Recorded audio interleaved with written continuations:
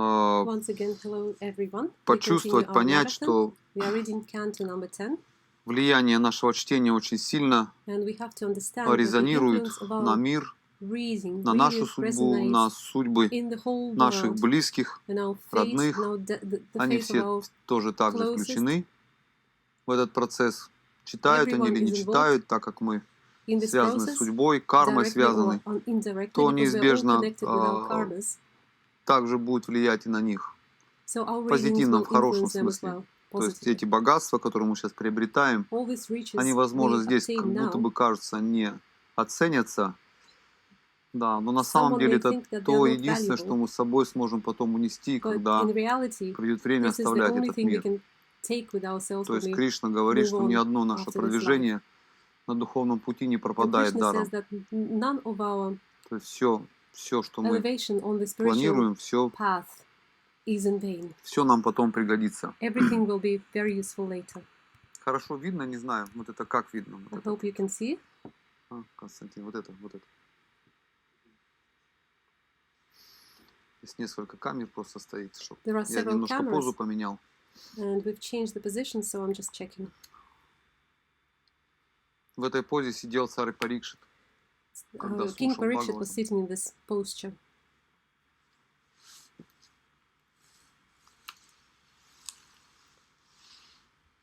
Have a look. Эта поза называется, This posture is called, в православии ее называют поза алмаза, не молится, the posture, подвижники. the diamond posture.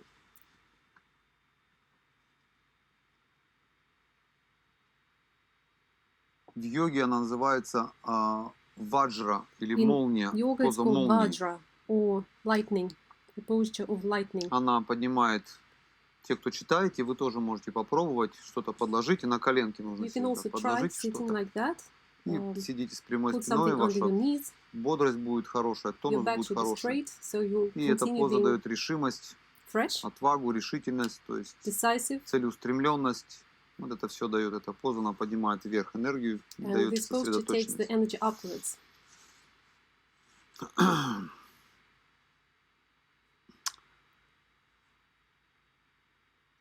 У нас остается две песни, 11, 12 и 10. Надо закончить нам. 11th and 12th, and a little bit Постараемся, не знаю, насколько получится, мы of the попробуем 10th canto постараться left сегодня, over. насколько можно прочитать в этот благоприятный день, Try Экадаши, to finish as much as possible today on this auspicious день, day который of Ekadashi, способствует духовному этому which продвижению. helps the spiritual elevation. Кто-то бдит сегодня ночью, будет Some обязательно, people я will be помню, я reading знаю, что в tonight, all Москве night. разные духовные искатели, ну, Various они spiritual seekers.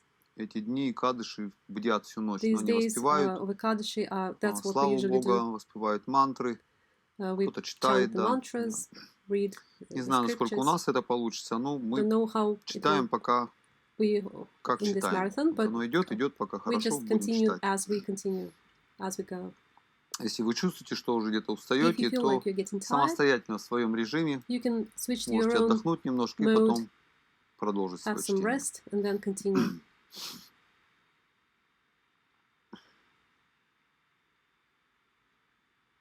Я тоже по самочувствию посмотрю, как. I will Сейчас не могу ничего also see сказать. how it goes.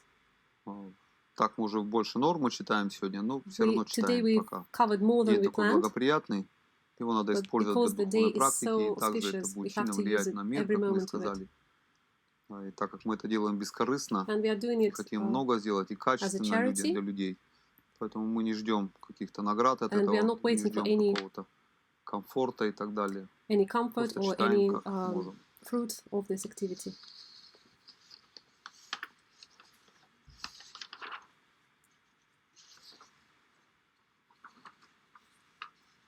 Секундочку. One moment.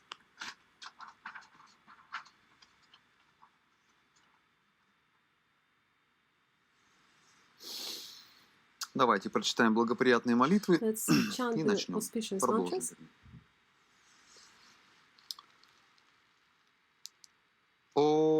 Ом намо Бхагавате Васудевая.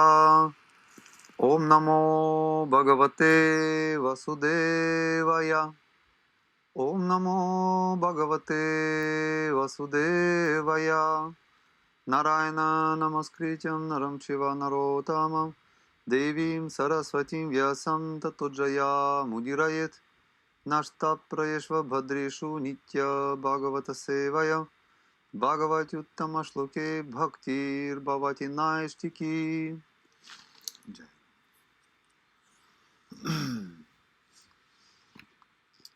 Кришна Васудева Нанда Гопакумара.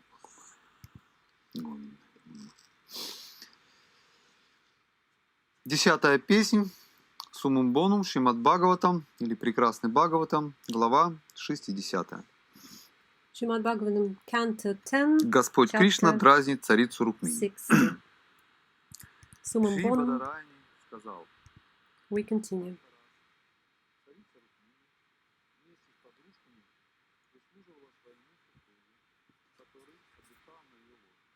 Царица обмахивала его духовного учителя Вселенной. Just a moment. Апахава, нерожденный Господь, верховный повелитель, который играющий творил, поддерживает, творит, поддерживает, а затем поглощает эту Вселенную, родился в династии Яд, чтобы защитить законы, созданные им самим, Just a moment. чтобы защитить законы, созданные им самим. Finding the right chapter. Царица Рукмини были необычайно прекрасны. Их украшал великолепный балдахин, висевший на ярко блестящих нитях жемчуга, а сверкающие драгоценные камни служили святыми. Повсюду были развешаны гирлянды из жасмина и других цветов, которые привлекали к себе рой жужжащих пчел. Okay, А сквозь ажурную решетку so we continue with шел флакон Srimad Bhagavatam 10:60. Lord Krishna teases Queen Rukmini. курился ароматный дым благовоний обоев. А внутри них Sri Badarayani said, once, in the company of her maidservants, Queen Rukmini was personally serving her husband, the spiritual master of the universe, by fanning him as he relaxed on her bed.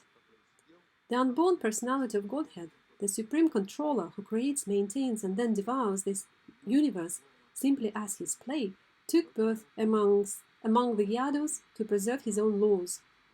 Queen Rukmini's quarters were extremely beautiful, boasting a canopy hung with brilliant strings of pearls, as well as effulgent jewels serving as lamps.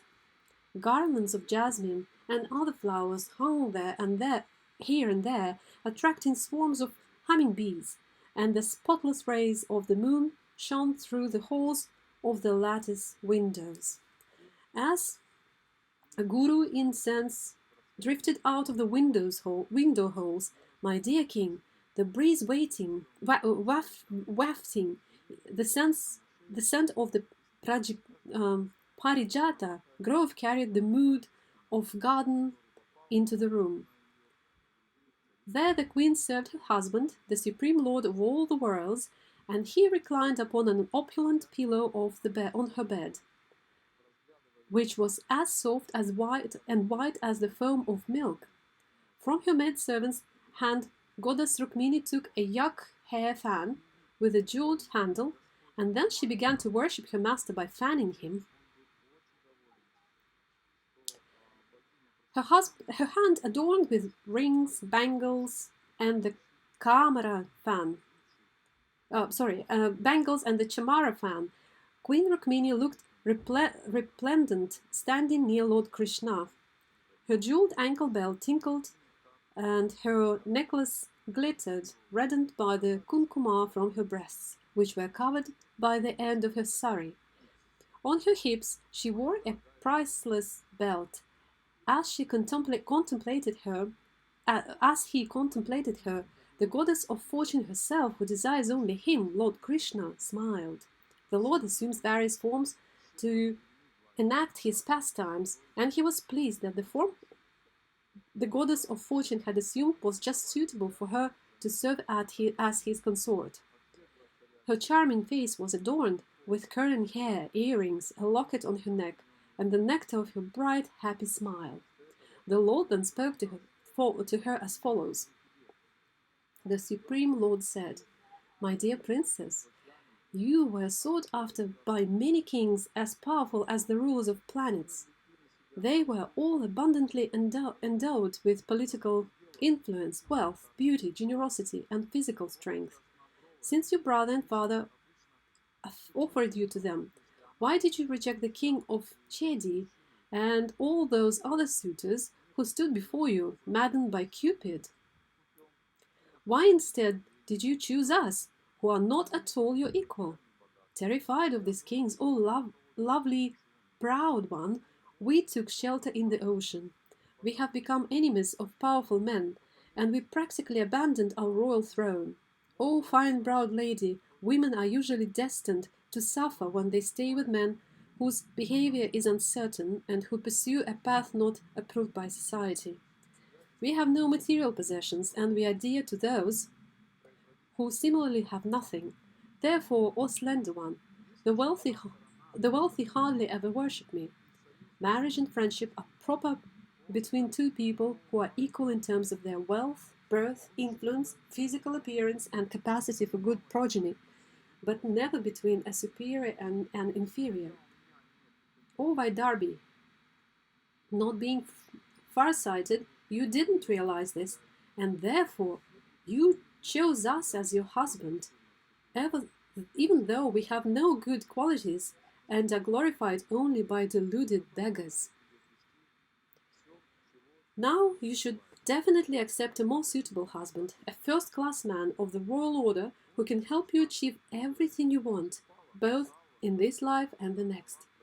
Kings like Shishupala, Salva, Jarasandha, and Dantavakra all hate me, O beautiful third one, and so does your elder brother Rukmi. It was to dispel the arrogance of those kings that I carried you away, my good woman, for they were blinded by the intoxication of power. My purpose was to curb the strength of the wicked. We are nothing for wives.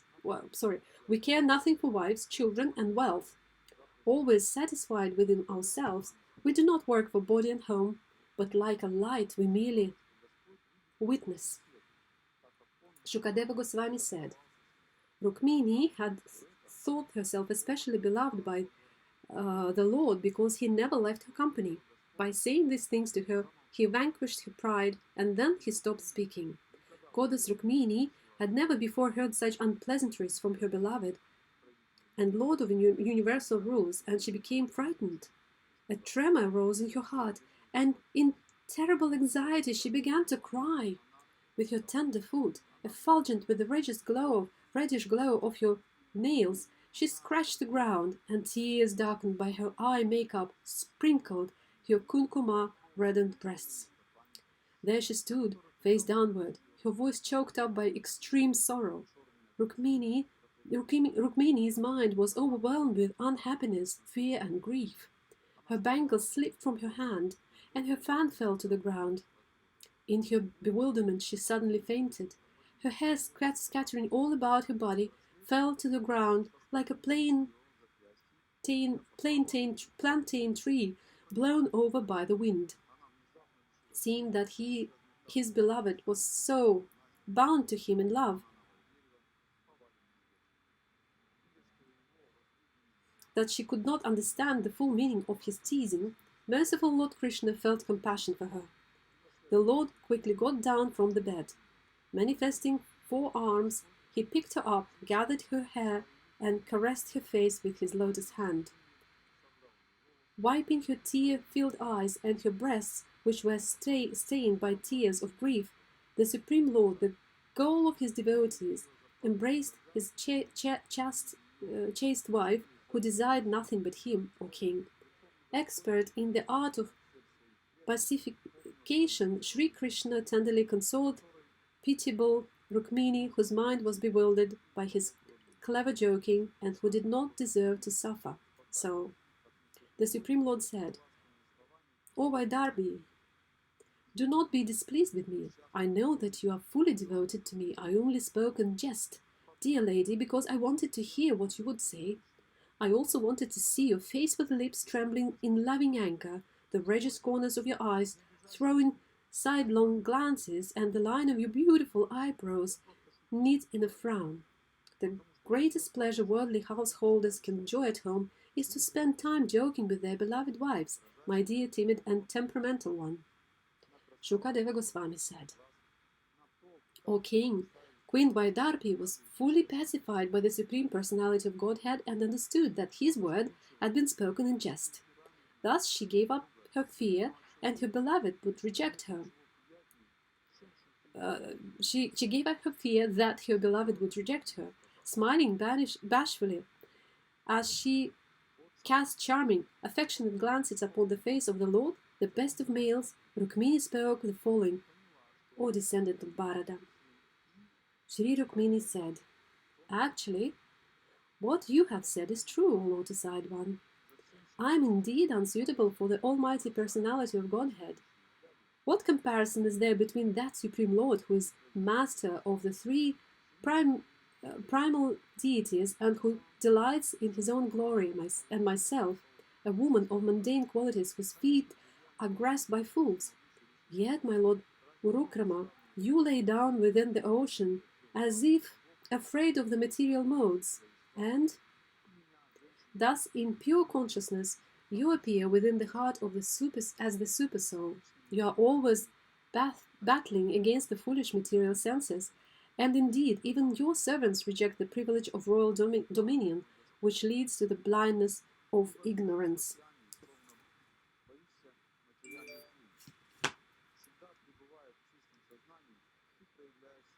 Your movements, inscrutable even for sages who relish the honey of your lotus feet, are certainly incomprehensible for human beings who behave like animals. And just as your activities are transcendental or all-powerful, Lord, so too are those of your followers. You possess nothing because there is nothing beyond you. Even the great enjoyers of tribute, Brahma and other demigods, pay tribute to you. Those who are blinded by their wealth and absorbed in gratifying their senses do not recognize you in the form of death. But to the gods, the enjoyers of tribute, you are the most dear, as they are to you.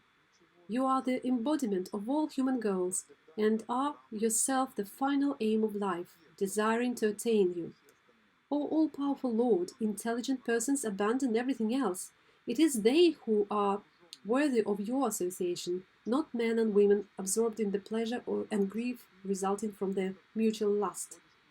Knowing that great sages who have renounced the sannyasi danda proclaim your glories, that you are the supreme soul of all the worlds, and that you are so gracious, and that you can give away even your own self, I chose you as my husband, rejecting Lord Brahma, Lord Shiva, and the rulers of heaven, whose aspirations are all frustrated by the force of time, which is born from your eyebrows.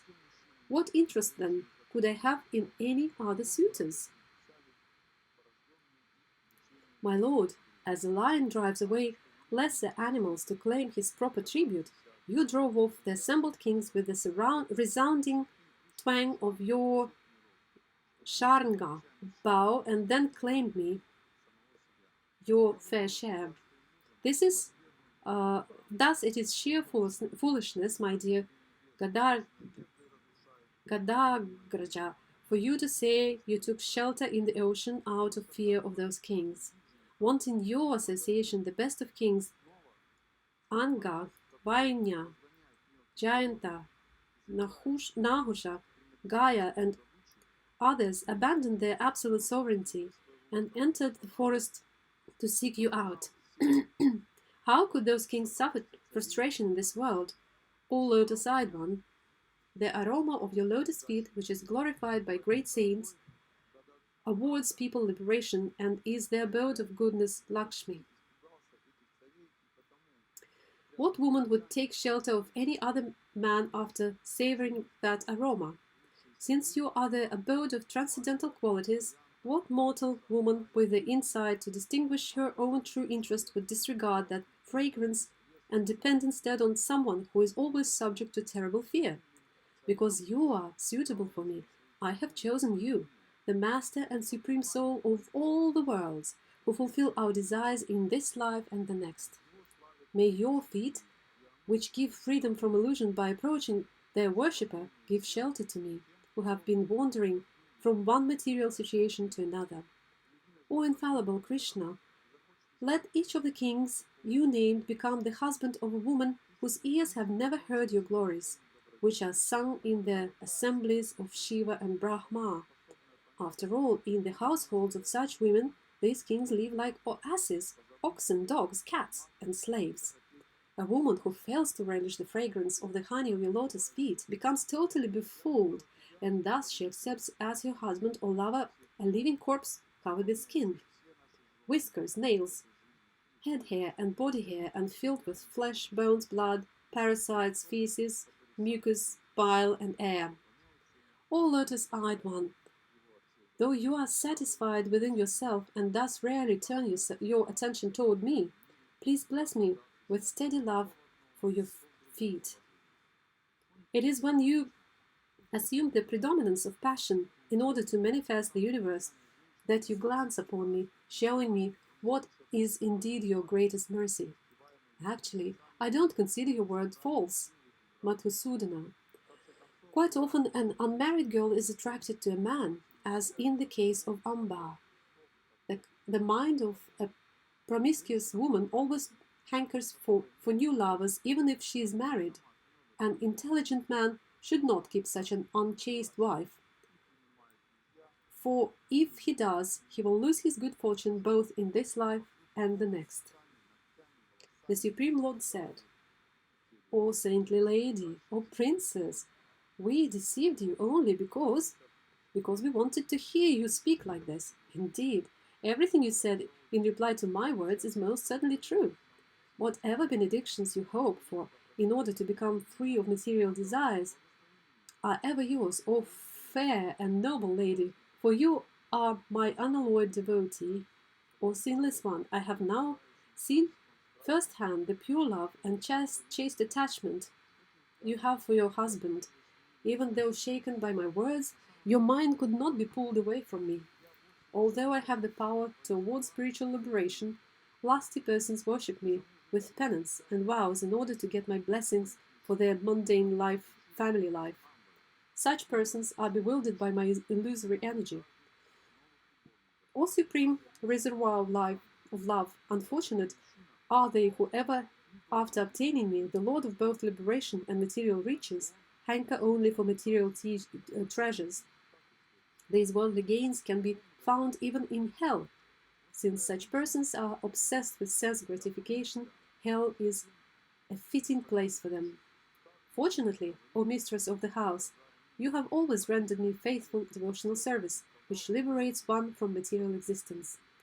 This service is very difficult for the envious to perform, especially for a woman whose intentions are wicked, who lives only to gratify her bodily demands, and who indulge in duplicity. In all my palaces I can find no other wife as loving as you, O most respectful one. When you were to be married, you disregarded all the kings who had assembled to seek your hand, and simply because you had heard authentic accounts concerning me, you sent a Brahmana to me with your confidential message. When your brother, who had been defeated in battle and then disfigured, was later killed during a gambling match on Aniruddha's wedding day, you felt unbearable grief. Yet out of fear of losing me, you spoke not a word. By this silence you have conquered me. When you sent the messenger with your most confidential plan, and yet I delayed going to you, you began to see the whole world as void, and wanted to quit your body, which could never have been given to anyone but me. May this greatness of yours remain with you always. I can do nothing to reciprocate except joyfully thank you for your devotion. Shukadeva Goswami said, and so the self-satisfied Supreme Lord of the universe enjoyed with the goddess of fortune, engaging her in lovers' talks, and thus imitating the ways of human society. The Almighty Lord Hari, preceptor of all the worlds, similarly behaved like a conventional householder in the palaces of his other queens, performing the religious duties of a family man. Srimad Bhagavatam 10:61. Lord Balarama slays Rukmini. Shukadeva Goswami said, each of Lord Krishna's wives gave birth to 10 sons, who were not less than their father, having all his personal opulence. Because each of these princesses saw that Lord Achyuta never left her palace, each thought herself the Lord's favorite. These women did not understand the full truth about him. The Supreme Lord's wives were fully enchanted by his lovely, lotus-like face, his long arms and large eyes, his loving glances, imbued you with laughter, and his charming talks with them. But with all their charms, these ladies could not conquer the mind of the all-powerful Lord. The arched eyebrows of these 16,000 queens enchantingly expressed those ladies' secret intentions through coyly smiling, sidelong glances. Thus their eyebrows boldly sent forth conjugal messages. Yet even with these arrows of Cupid, and with other means as well, they could not agitate Lord Krishna's senses. Thus these women obtained as their husband the master of the goddess of fortune, although even great demigods like Brahma do not know how to approach him. With ever-increasing pleasure, they felt loving attraction for him, exchanged smiling glances with him, eagerly anticipated associating with him in ever-fresh intimacy, and enjoyed in many other ways. Although the Supreme Lord's queens each had hundreds of maidservants, they chose to personally serve the Lord by approaching him humbly, offering him a seat, worshipping him with excellent paraphernalia, bathing and massaging his feet, giving him pan to chew, fanging him, anointing him with fragrant sandalwood paste, adorning him with flower garlands, dressing his hair, arranging his bed, bathing him, and presenting him with various gifts. Among Lord Krishna's wives, each of whom had 10 sons, I previously mentioned 8 principal queens. I shall now recite for you the names of those 8 queens' sons, headed by Pradyumna.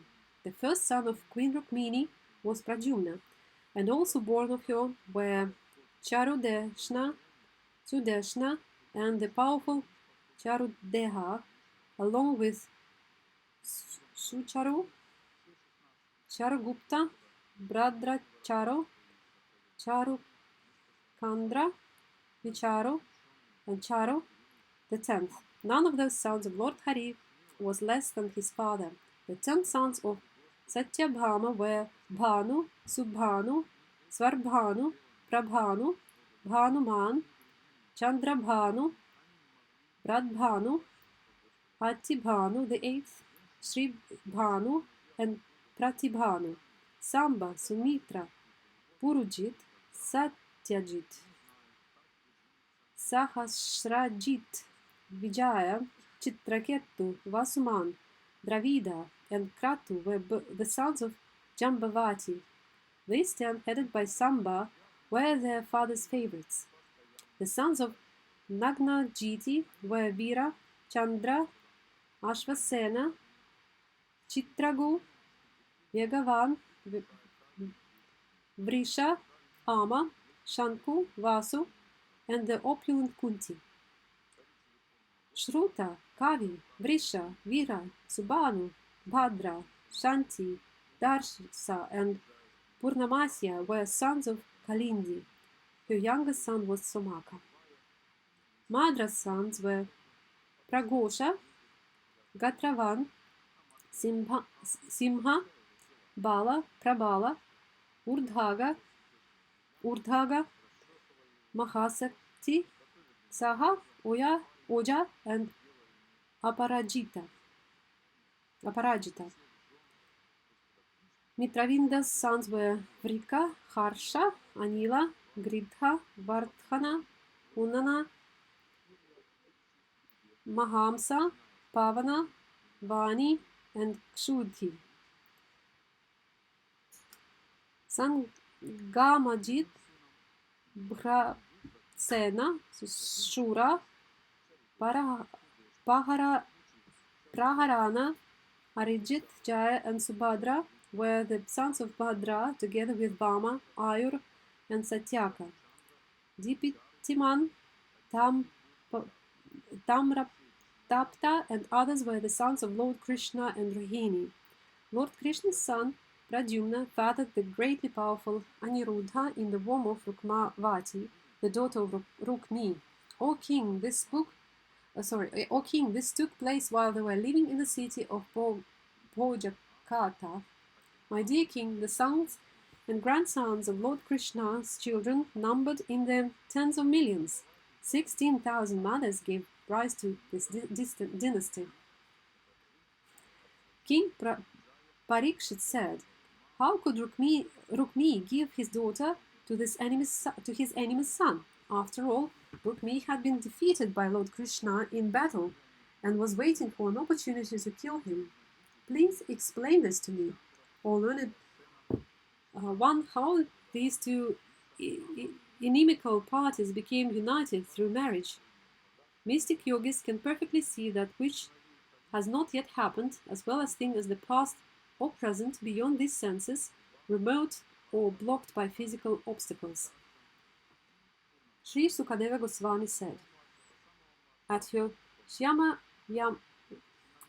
Svayamvara ceremony, Rukmavati herself chose Pradyumna, who was the re-embodiment of Cupid. Then, although he fought alone on a single chariot, Pradyumna defeated the assembled kings in battle and took her away. Through Rukmi always remembered his enmity towards Lord Krishna, who had insulted him in order to please his sister. He sanctioned his daughter's marriage to his nephew. O King Bali, the son of Kritavarma, married Rukmini's young daughter, large-eyed Charumati. Rukmi gave his granddaughter Rochana to his daughter's son Aniruddha, despite Rukmini's relentless feud with Lord Hari. Although Rukmi considered his marriage irreligious, he wanted to please his sister, bound as he was by the ropes of affection. On the joyous occasion of that marriage, O King, Queen Rukmini, Lord Balarama, Lord Krishna, and several of the Lord's sons, headed by Samba and Pradyumna, went to the city of Bhojakata. After the wedding, a group of arrogant kings, headed by the king of Kalinga, told Rukmi, "You should defeat Balarama at dice. He's not expert at dice, O king, but still he's quite addicted to it." Thus advised Rukmi, challenged Balarama and began a gambling match with him. In that match, Lord Balarama first accepted a wager of 100 coins, then 1,000, then 10,000. Rukmi won this first round, and the king of Kalinga laughed loudly at Lord Balarama, showing all his teeth.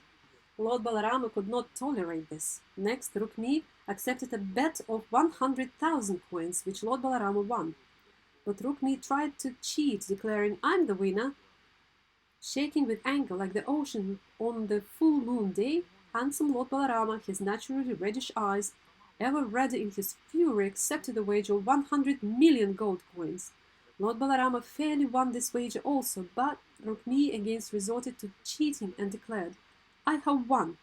Let these witnesses here say that what they saw." Then just a voice from the sky declared, "Balarama has fairly won this wager. Rukmi is surely lying." Urged by the wicked king, Rukmi ignored the divine voice. In fact, destiny itself was urging Rukmi on, and thus he ridiculed Lord Balaram as follows. Rukmi said, "You cowherds who wander about the forests know nothing about dice. Playing with dice and sporting with arrows are only for kings, not for the likes of you." Thus insulted by Rukmi and ridiculed by the king, Lord Balarama was provoked to anger. In the midst of the auspicious wedding assembly, he raised his club and struck Rukmi dead. The king of Kalinga, who had laughed at Lord Balarama and shown his teeth, tried to run away, but the furious lord quickly seized him on his 10th step and knocked out all his teeth. Tormented by Lord Balarama's club, the other kings fled in fear, their arms, thighs, and heads broken, and their bodies drenched in blood. When his brother-in-law Rukmi was slain, Lord Krishna neither applauded nor protested, O king, for he feared jeopardizing his affectionate ties with either Rukmini or Balarama. Then the descendants of Dasharha,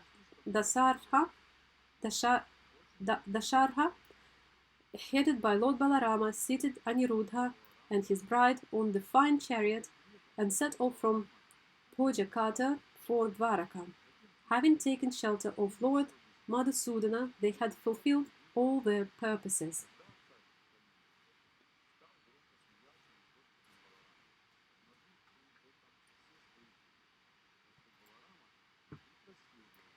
Srimad Bhagavatam 10.62. The meeting of Usha and Aniruddha. King Parikshit said, the best of the Yadus married Banasura's daughter Usha, and as a result, a great fearsome battle occurred between Lord Hari and Lord Shankara. Please explain everything about this incident, O most powerful of mystics. Shukadeva Goswami said, Bana was the oldest of the 100 sons fathered by the great saint Bali Maharaja, who gave the whole earth in charity to Lord Hari when he appeared as Vamanadeva. Banasura, born from Bali's semen, became a great devotee of Lord Shiva. His behavior was always respectable, and he was generous, intelligent, truthful, and firm in his vows. The beautiful city of Shonitapura was under his dominion. Because Lord Shiva had favored him, the very demigods waited on Banasura like menial servants. Once, when Shiva was dancing his Tandava Nritya,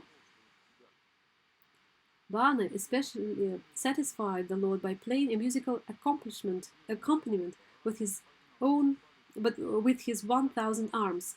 The Lord and Master of all created beings, the compassionate refuge of his devotees, gladdened Banasura by offering him the benediction of his choice. Bana chose to have him, Lord Shiva, as the guardian of the city. Banasura was intoxicated with his strength. One day, when Lord Shiva was standing beside him, Banasura touched the Lord's lotus feet with his helmet, which shone like the sun, and spoke to him as follows.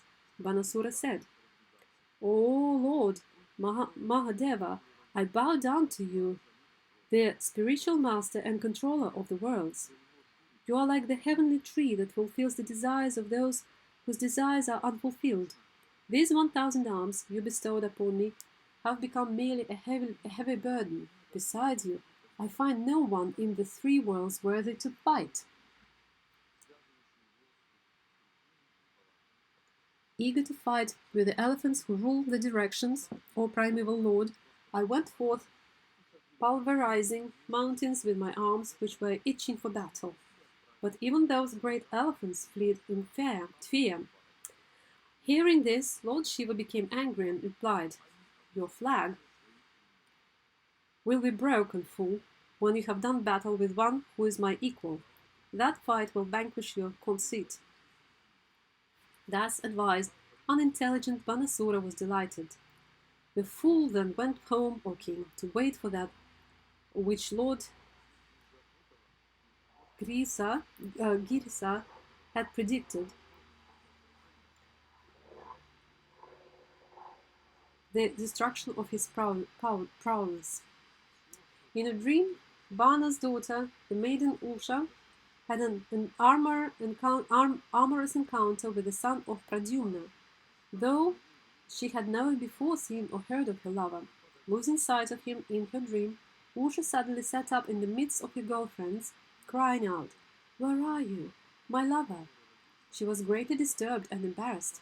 Banasura had a minister named Kumbhanda, whose daughter was Chitralekha, a companion of Usha's. She was filled with curiosity, and thus she inquired from her friend. Chitralekha said, Who are you searching for, O fine-browed one? What is this hankering you are feeling? Until now, O princess, I haven't seen any man take your hand in marriage. Usha said, In my dream I saw a certain man who had a dark blue complexion, lotus eyes, yellow garments, and mighty arms. He was the kind who touches women's heart. It is that lover I search for. After making me drink the honey of his lips, he had gone elsewhere, and thus he has thrown me, hankering fervently for him, into the ocean of distress. Chitralekha said, I will remove your distress. If he is to be found anywhere in the three worlds, I will bring this future husband of yours who has stolen your heart. Please show me who he is. Saying this, Chitralekha proceeded to draw accurate pictures of various demigods, Gandharvas, Siddhas, Charanas, Panagas, Daitas, Vidyadharas, Yakshas, and humans. O king, among the humans, Chitralekha drew pictures of the Vrishnis, including Shurasena, Anakadumbi, Balarama, and Krishna. When Usha saw the picture of Pradyumna, she became bashful, and when she saw Aniruddha's picture, she bent her head down in embarrassment. Smiling, she exclaimed, He is the one, it's him! Chitralekha, endowed with mystic powers, recognized him as Krishna's grandson, Aniruddha. My dear king, she then traveled by the mystic skyway to Dwaraka, the city under Lord Krishna's protection. There she found Pradyumna's son Aniruddha sleeping upon a fine bed. With her yogic power, she took him away to Shonitapura, where she presented her girlfriend Usha with her beloved. When Usha beheld him, the most beautiful of men, her face lit up with joy. She took the son of Pradyumna to her private quarters, which men were forbidden even to see, and there enjoyed with him. Usha worshipped Aniruddha with faithful service, offering him priceless garments, along with garlands, fragrances, incense, lamps, seating places, and so on. She also offered him beverages, all types of food, and sweet words. As he thus remained hidden in the young lady's quarters, Aniruddha did not notice the passing of the days, for his senses were captivated by Usha, whose affection for him ever increased.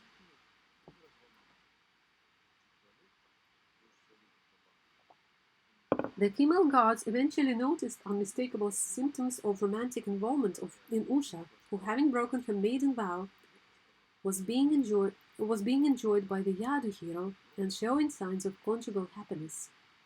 The guards went to Banasura and told him, O king, we have detected in your daughter the kind of improper behavior that spoils the reputation of a young girl's family. We have been carefully watching over her, never leaving our posts, O master, so we cannot understand how this maiden, who no man can ever see, has been corrupted within the palace. Very agitated to hear of his daughter's corruption, Banasura rushed at once to the maiden's quarters. There he saw the pride of the Yadus, Aniruddha. Banasura saw before him Cupid's own son, possessed of unrivaled beauty, with dark blue complexion, yellow garments, lotus eyes, and formidable arms. His face was adorned with effulgent earrings and hair, and also with smiling glances. Also he sat opposite his most auspicious lover, playing with her. At dice there hung between his arms a garland of spring jasmines that had been smeared with kumkuma powder from her breasts when he had embraced her. Banasura was astonished to see all this. Seeing Banasura enter with many armed guards, Aniruddha raised his iron club and stood resolute, steady to strike anyone who attacked him. He resembled death personified, holding his rod of punishment.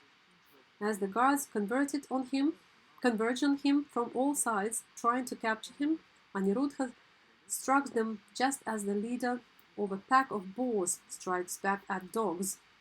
Hit by his blows, the guards fled the palace, running for their lives, with shattered heads, thighs, and arms. But even as Aniruddha was striking down, the army of Bana, the powerful son of Bali, angrily caught him with the mystic Nagapasa ropes. When Usha heard of Aniruddha's capture, She was overwhelmed with grief and depression. Her eyes filled with tears, and she wept. Srimad Bhagavatam 10:63. Lord Krishna fights with Banasura. Shukadeva Goswami said, O descendant of Bharata, the relatives of Aniruddha, not seeing him return, continued to lament as the 4 rainy months passed.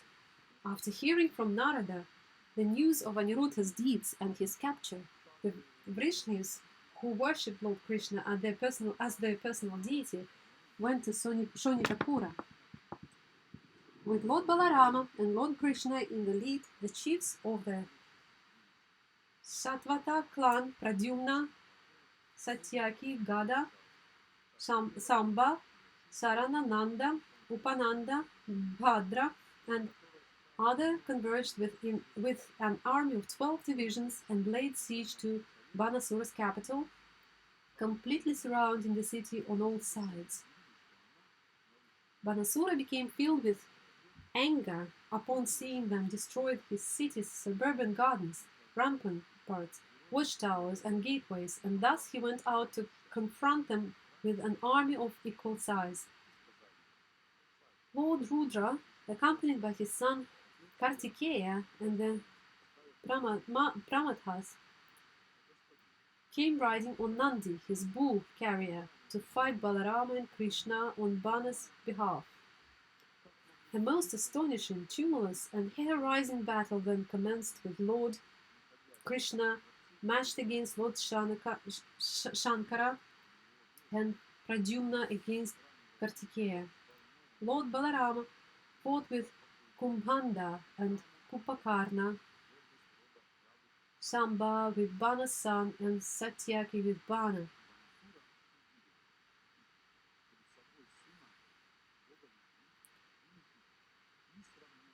Brahma and the other ruling demigods, along with Siddhas, Charanas, and great sages, as well as Gandharvas, Apsaras, and Yakshas, all came in their celestial airplanes to watch. With sharp-pointed arrows discharged from his bow, Sharanga, Lord Krishna drove away the various followers of Lord Shiva, Bhutas, Pramathas, Bhukyas, Dakinis, Yatidhanas, Vitalas, Vinayakas, Pretas, Matas, Pishachas, Kushmandas, and Brahma Rakshasas. Lord Shiva, wielder of the trident, shot various weapons at Lord Krishna, wielder of Sharanga. But Lord Krishna was not in the least perplexed. He neutralized all these weapons with appropriate counter-weapons. Lord Krishna counteracted a Brahmastra with another Brahmastra, a wind weapon with a mountain weapon, a fire weapon with a rain weapon, and Lord Shiva's personal Pashupatastra weapon with his own personal weapon, the Narayanastra. After bewildering Lord Shiva by making him yawn with a yawning weapon, Lord Krishna proceeded to strike down Banasura's army with his sword, club, and arrows. Lord Kartikeya was distressed by the flood of Pradyumna's arrows raining down from all sides, and thus he fled the battlefield on his peacock as blood poured from his limbs. Kumbhanda and Kupakarna, tormented by Lord Balarama's club, fell down dead. When the soldiers of these two demons saw that their leader had been killed, they scattered in all directions. Banasura was furious to see this entire military force being torn apart. Leaving his fight with Satyaki, he charged across the battlefield on his chariot and attacked Lord Krishna. Excited to a frenzy by fighting, Bana simultaneously pulled taut all the strings of his 500 bows and fixed 2 arrows on each string. Lord Srihari split every one of Banasura's bows simultaneously and also struck down his chariot and horses. The Lord then sounded his conch shell.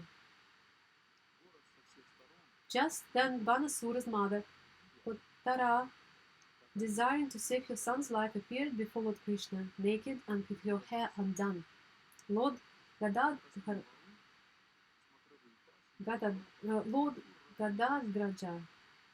turned his face away to avoid seeing the naked woman, and Banasura, deprived of his chariot, his bow shattered, took the opportunity to flee into the city. After Lord Shiva's followers had been driven away, the Shivajvara, who had 3 heads and 3 feet, pressed forward to attack Lord Krishna. When the Shivajvara approached, he seemed to burn everything in the 10 directions. Seeing this personified weapon approach, Lord Narayana then released his own personified fever weapon, the Vishnu Jvara. The Shiva Jvara and the Vishnu Jvara thus battled each other. The Shiva Jvara, overwhelmed by the strength of the Vishnu Jvara, cried out in pain. But finding no refuge, the frightened Shiva Jvara approached Lord Krishna, the master of the senses, hoping to attain his shelter. Thus, with joined palms, he began to praise the Lord. The Shiva Jvara said, "I bow down to you, O of unlimited potencies, the Supreme Lord, the super soul of all beings. You possess pure and complete consciousness and are the cause of cosmic creation, maintenance, and dissolution. Perfectly peaceful, you are the absolute truth to whom the Vedas indirectly refer. Time, fate, karma, the jiva and his propensities, the subtle material elements, the material body, the life air, false ego, the various senses, and the totality of these, as reflected in the living being's subtle body, all these constitutes your material illusory energy, maya, an endless cycle like that of seed and plant. I take shelter of you, the negation of this maya. With various intentions, you perform pastimes to maintain the demigods, the saintly persons, and the codes of religion in this world, or for this world. By these pastimes, you also kill those who stray from the right path and live by violence. Indeed, your present incarnation is meant to relieve the earth's burden. I am tortured by the fierce power of your terrible fever weapon, which is cold yet burning. All embodied souls must suffer as long as they remain bound to material ambitions and thus averse to serving your feet. The Supreme Lord said, "O three-headed one, I am pleased with you. May your fear of my fever weapon be dispelled, and may whoever remembers our conversation here have no reason to fear you." Thus addressed, the Madhyeshvara Jvara bowed down to the infallible Lord and went away. But Banasura then appeared, riding forth on his chariot to fight Lord Krishna. Carrying numerous weapons on his 1,000 hands, O king, the terribly infuriated demon shot many arrows at Lord Krishna, the carrier of the disc weapon. As Bana continued hurling weapons at him, the Supreme Lord began using his razor-sharp chakra to cut off Banasura's arms as if they were tree branches. Lord Shiva felt compassion for his devotee Banasura, whose arms were being cut off, and thus he approached Lord Chakra Yuddha Krishna and spoke to him as follows. Sri Ruda said, "You alone are the absolute truth, the supreme light, the mystery hidden within the verbal manifestation of the absolute. Those whose hearts are spotless can see you, for you are uncontaminated like the sky. The sky is your navel, fire your face, water your semen, and heaven your head. The cardinal directions are your sense of hearing, herbal plants, the hairs on your body, and water-bearing clouds, the hair on your head.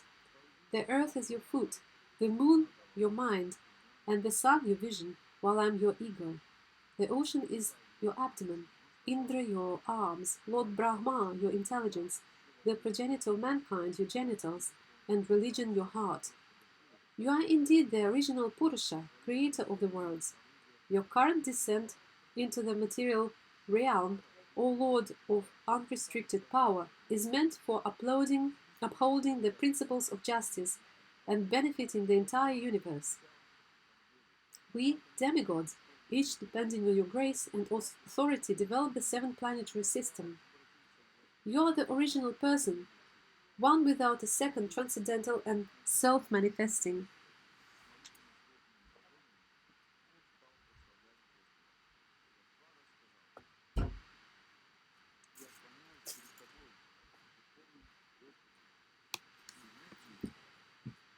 Uncaused, you are the cause of all, and you are the ultimate controller.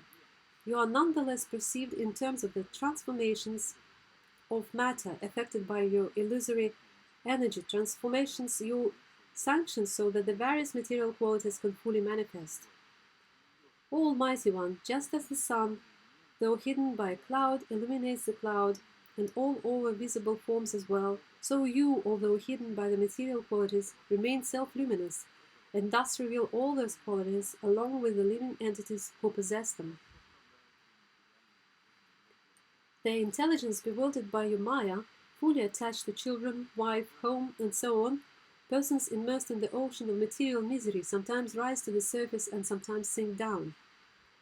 One who has attained this human form of life, as a gift from God, yet who fails to control his senses and honor your feet, is surely to be pitied, for he is only cheating himself. That mortal who rejects you, his true self, dearmost friend, and Lord for the sake of sense objects, whose nature is just the opposite, refuses nectar and instead consumes poison. I, Lord Brahma, the other demigods, and the pure-minded sages have all surrendered wholeheartedly unto you, our dearmost self and Lord. Let us worship you, the Supreme Lord, to be freed from material life. You are the maintainer of the universe and the cause of its creation and demise. Equiposed and perfectly at peace, you are the true friend, self, and worshipable God. You are one without a second, the shelter of all the worlds and all souls.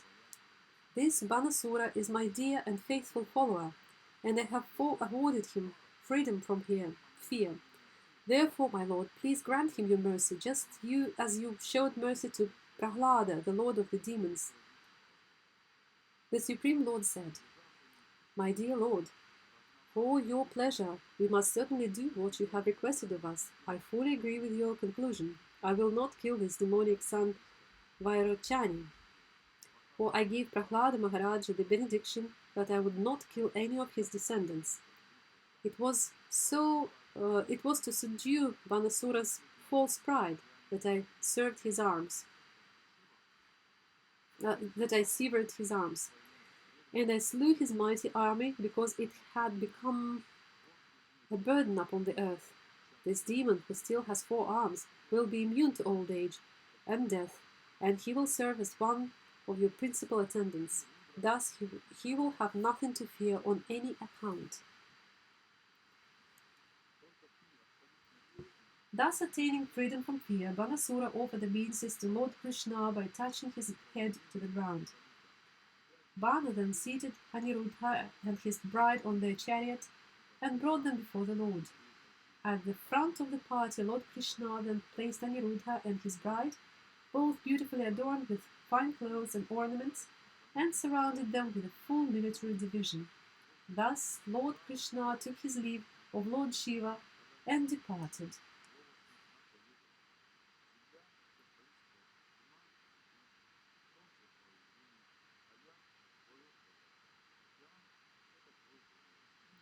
The Lord then entered his capital.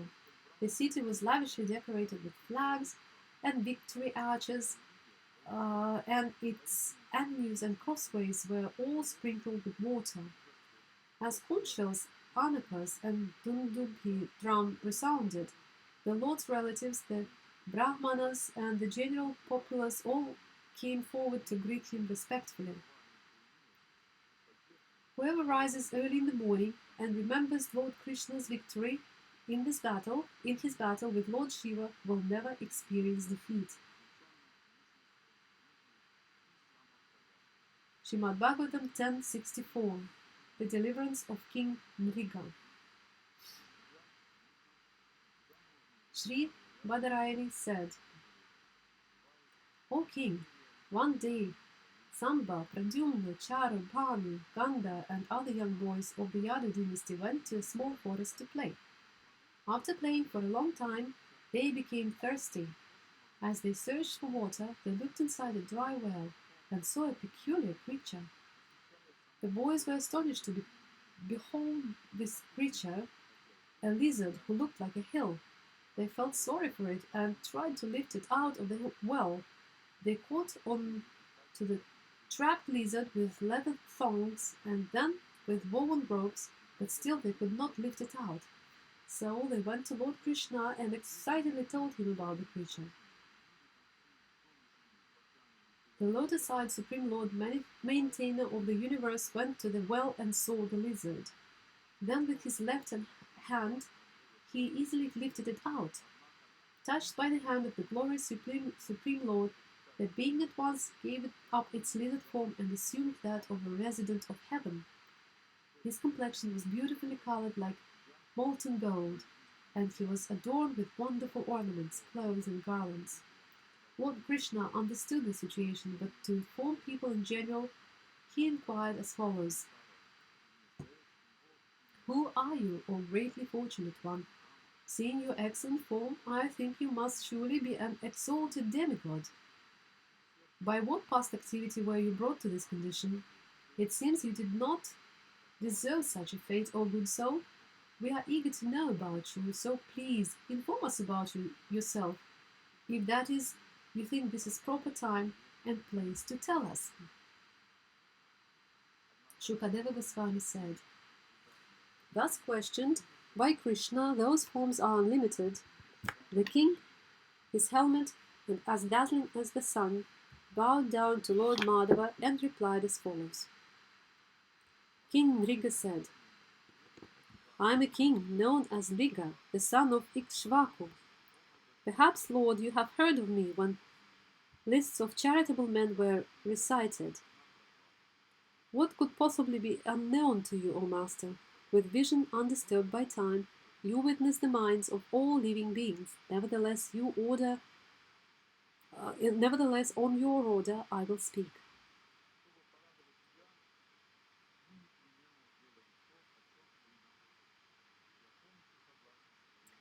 I gave in charity as many cows as there are grains of sand on the earth, stars in the heaven, or drops in a rain shower.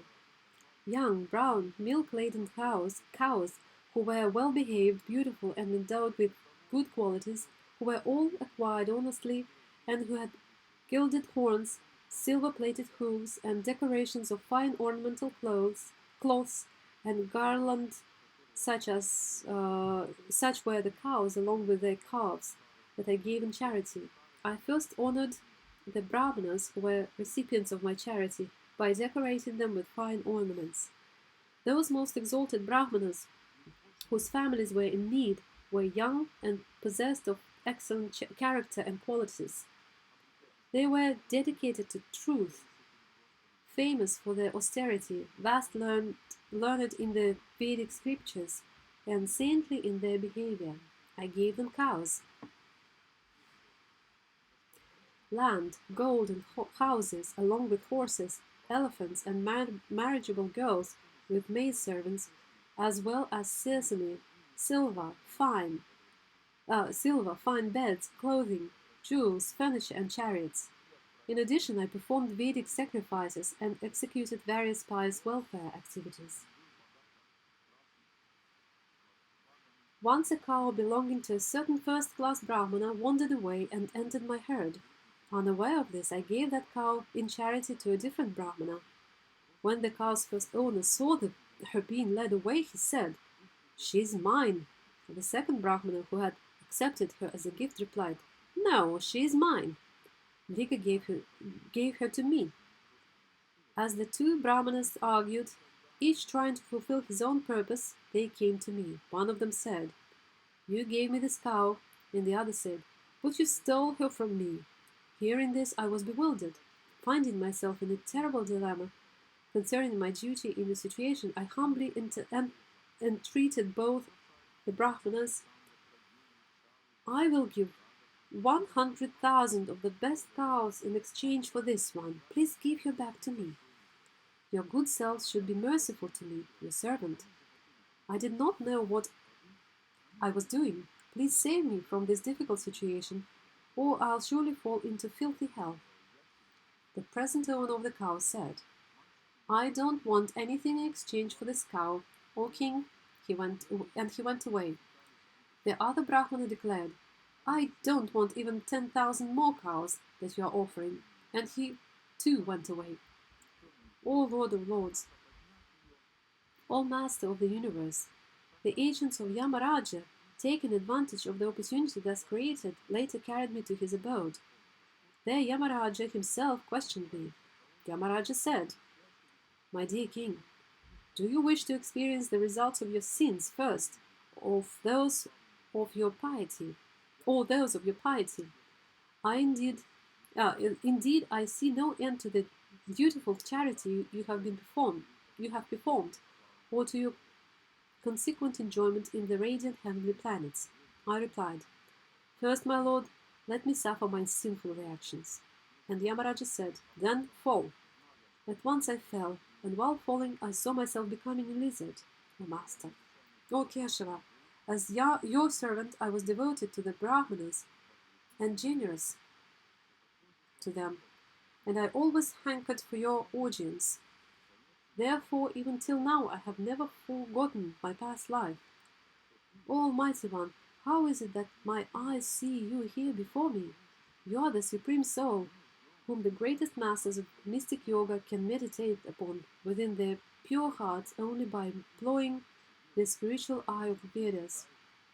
And how, O Transcendental Lord, are you directly visible to me, since my intelligence has been blinded by the severe tribulations of material life? Only one who has finished his material entanglement in this world should be able to see you. O Devadeva, Jananda, Jagannatha, Govinda, Purushottama, Narayana, Rishikesha, Punyashloka, Achyuta, Avyaya, O Krishna, please permit me to depart for the world of the demigods. Wherever I live, O Master, may my mind always take shelter of your feet. I offer my repeated obeisances unto you, Krishna, the son of Vasudeva. You are the source of all beings, the supreme absolute truth, the possessor of unlimited potencies, the master of all spiritual disciplines.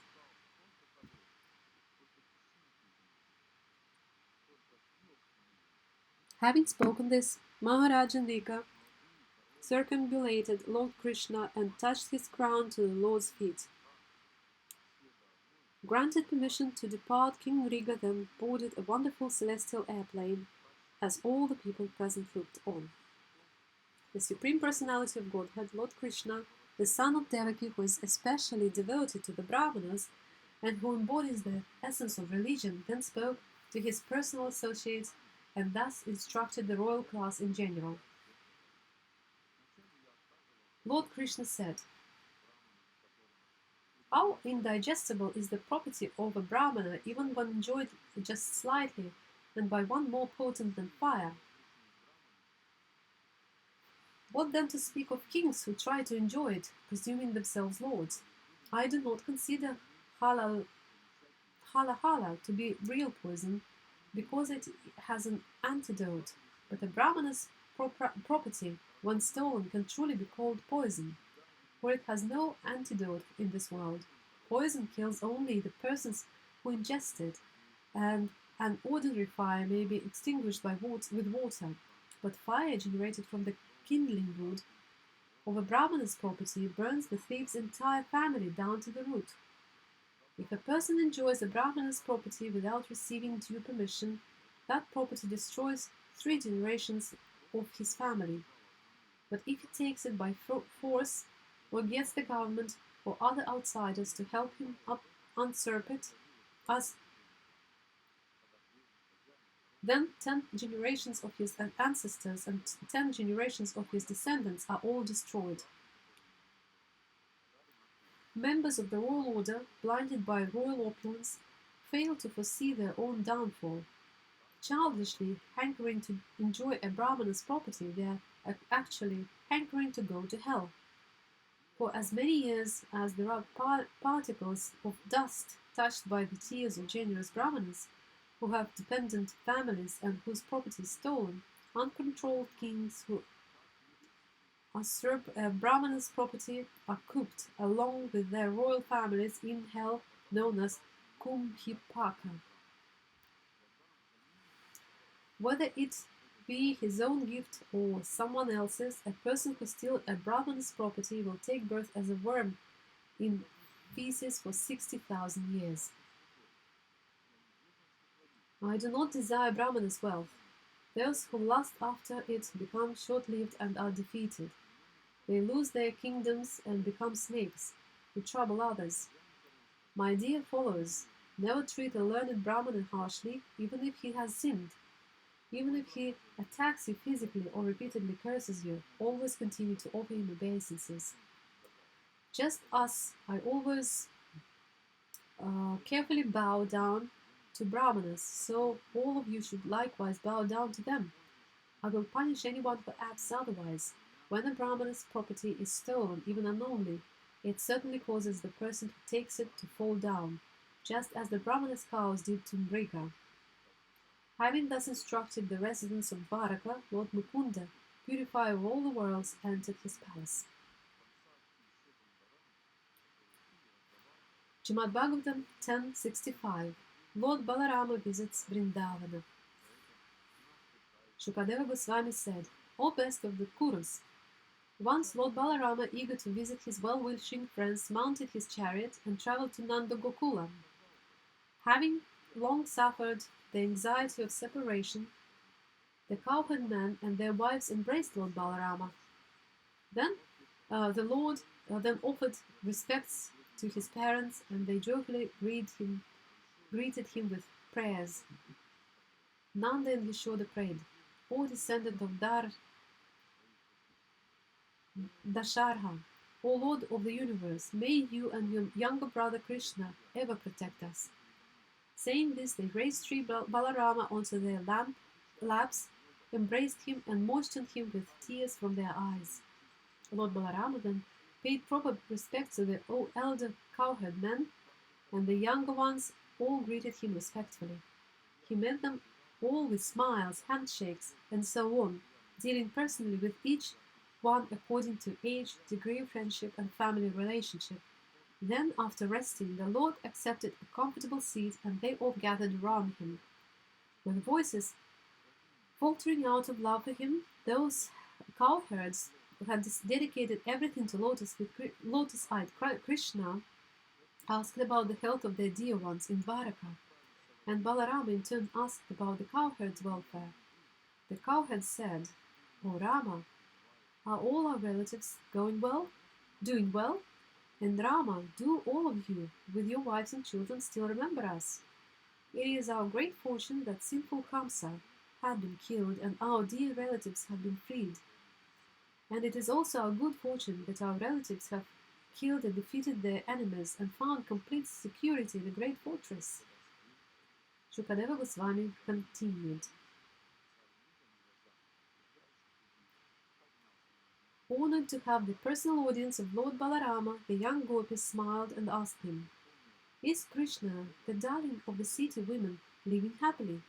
Does he remember his family members, especially his father's and mother? Do you think he will ever come back, even once to see his mother? And does mighty armed Krishna remember the service he always did for him?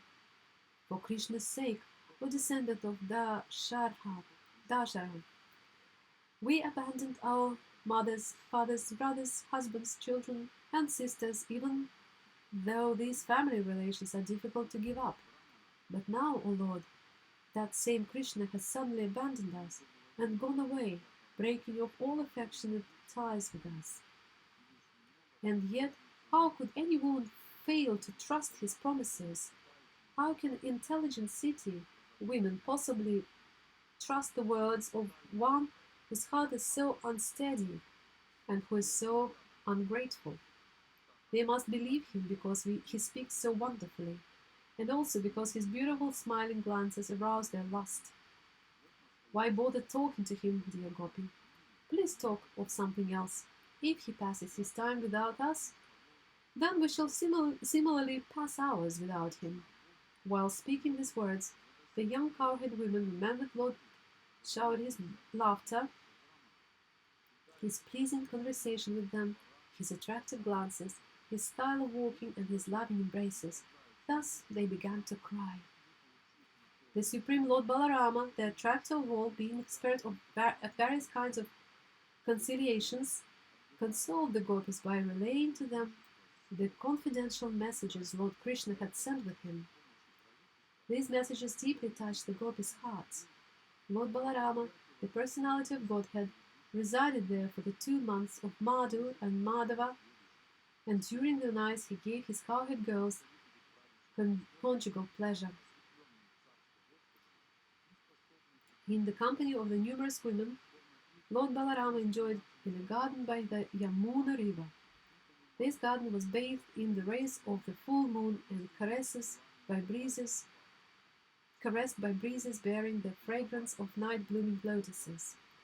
Sent by the demigod Varuna, the divine Varuni, liquor flowered from a tree hollow and made the entire forest even more fragrant with its sweet aroma. The wind carried to Balarama the fragrance of that wood of sweet liquor, and when he smelled it, he went to the tree. There he and his female companions drank. As the Gandharvas sang his glories, Lord Balarama enjoyed within the brilliant circle of young women.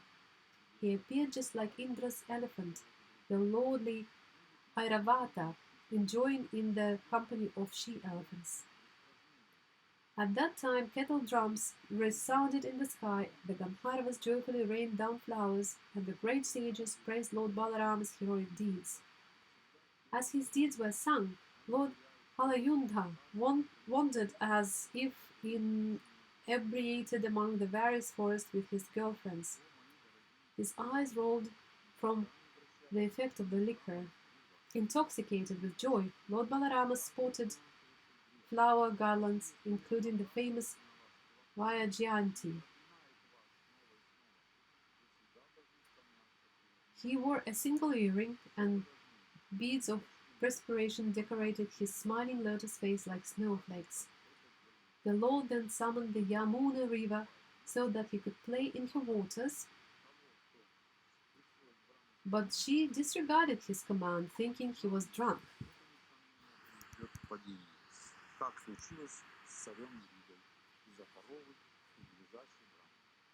This angered Balarama, and he began dragging the river with the tip of his plow.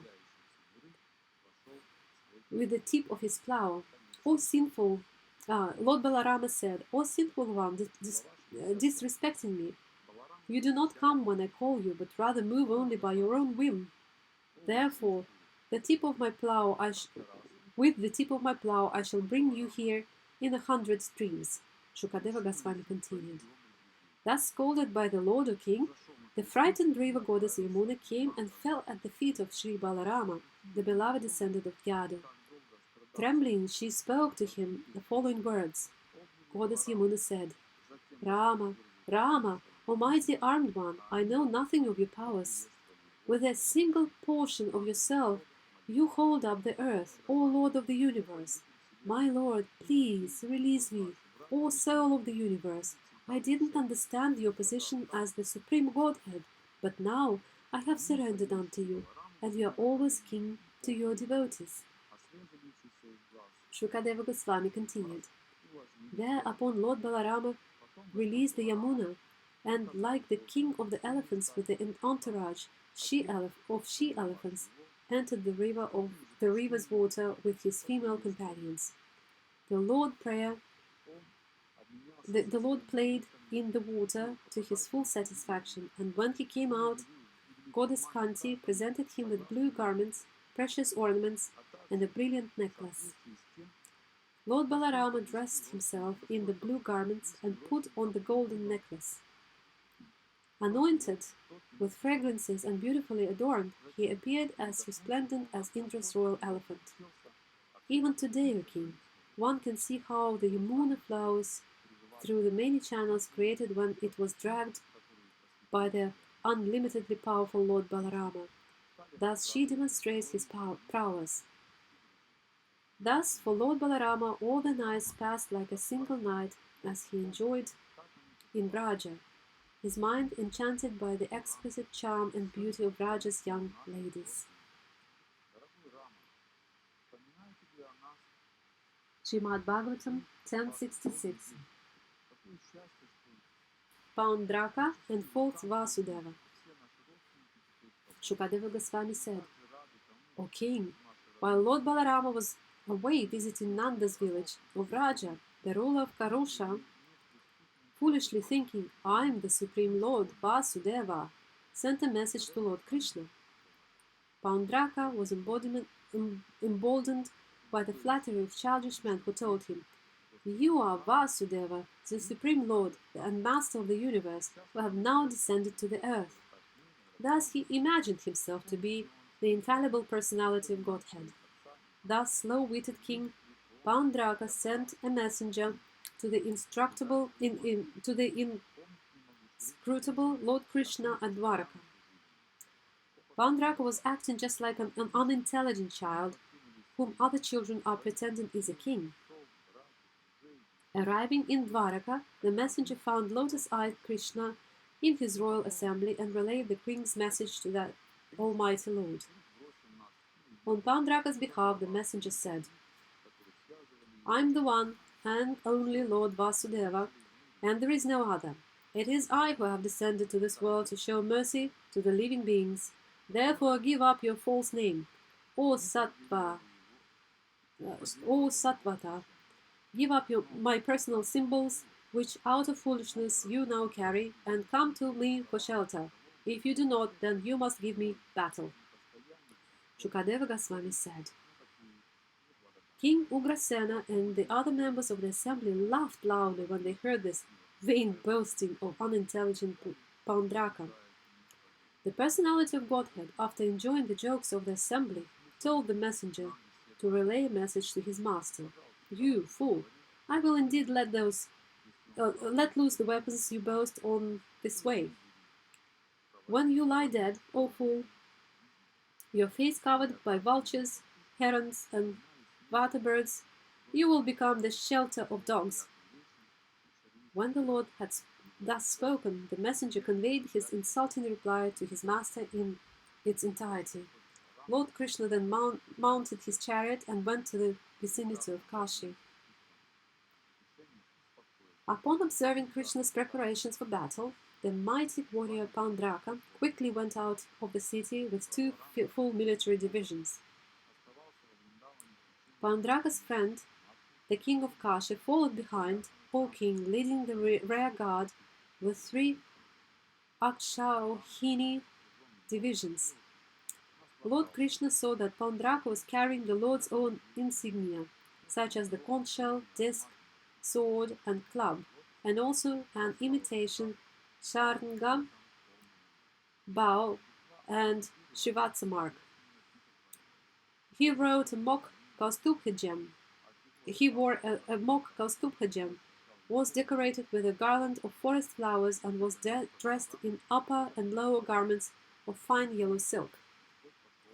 His banner bore the image of Garuda, and he wore a valuable crown and gleaming shark-shaped earrings.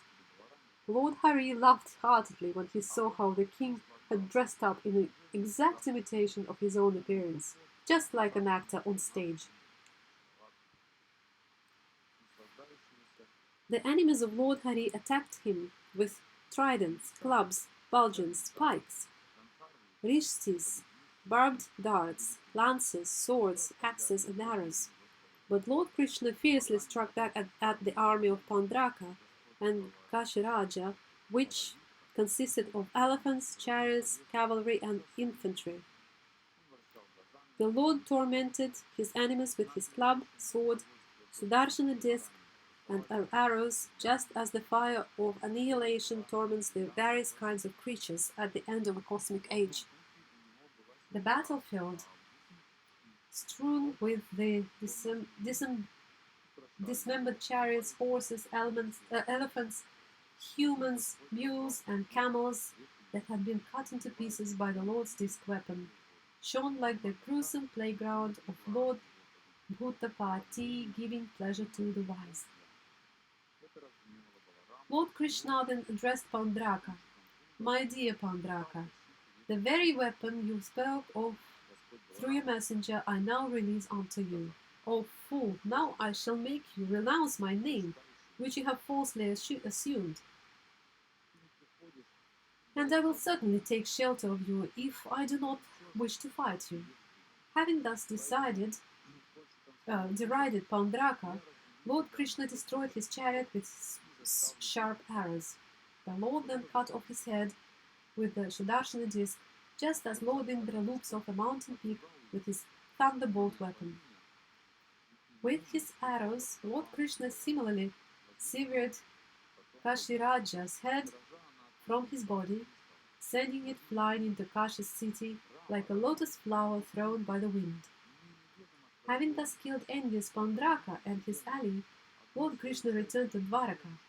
As he entered the city, the Siddhas of heaven chanted his immortal nectarian glories.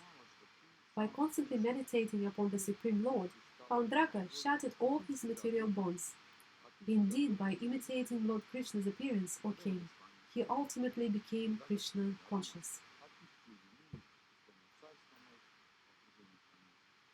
Seeing a head decorated with earrings lying at the gate of the royal palace, the people present were puzzled. Some of them asked, "What is this?" And others said, "It's a head, but whose is it?" My dear king, when they recognized it as the head of their king lord of Kaishi's queens, sons, and other relatives, along with all the citizens of the city, began to cry pitifully, "Alas, we are killed! Oh, my lord, my lord!" After the king's son Sudakshina had performed the obligatory funeral rituals for his father, he resolved within his mind, "Only by killing my father's murderer can I avenge his death." Thus the charitable Sudakshina, together with his priests, began worshipping Lord Maheshwara with great attention.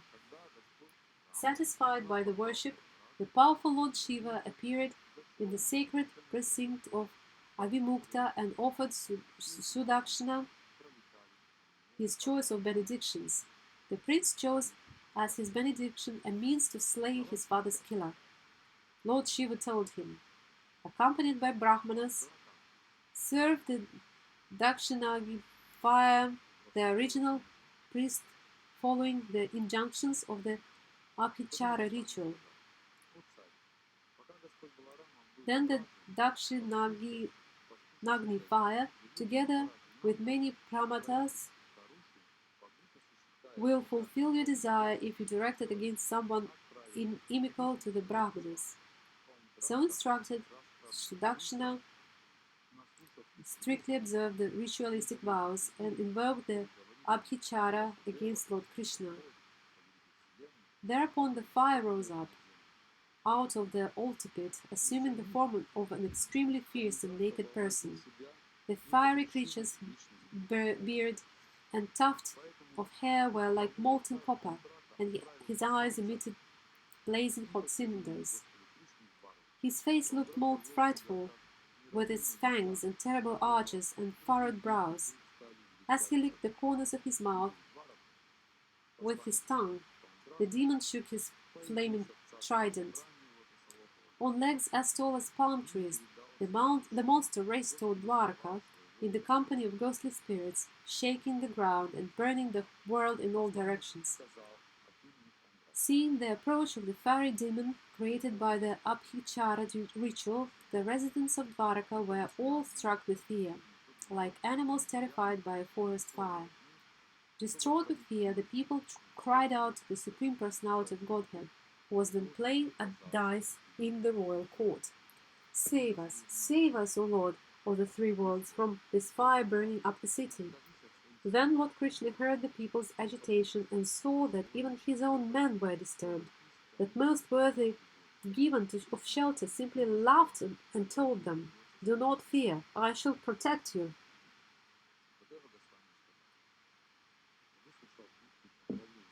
The Almighty Lord, the internal and external witness of all, understood that the monster had been produced by Lord Shiva from the sacrificial fire. To defeat the demon, Krishna dispatched his disc weapon, who was waiting at his side. That Sudarshana, the disc weapon of Lord Mukunda, blazed forth like millions of suns. His effulgence blazed like the fire of universal annihilation, and with his heat he painted the sky, all the directions, heaven and earth, and also the fiery demon. Frustrated by the power of Lord Krishna's weapon, O king, the fiery creature produced by black magic turned his face away and retreated. Created for violence, the demon then returned to Varanasi, where he surrounded the city and then burned Sudakshana and his priest to death, even though Sudakshana was his creator. Lord Vishnu's disc also entered Varanasi in pursuit of the fiery demon and proceeded to burn the city to the ground, including all its assembly halls and residential palaces with raised porches, its numerous marketplaces, gateways, watchtowers, warehouses and treasuries, and all the buildings housing elephants, horses, chariots and grains. After burning down the entire city of Varanasi, Lord Vishnu's Sudarshana Chakra returned to the side of Sri Krishna, whose actions are effortless. Any mortal who recounts this historic pastime of Lord Uttama Shlokas, or who simply hears it attentively, will become freed from all sins. Srimad Bhagavatam 10:67. Lord Balarama slays Dvivida gorilla.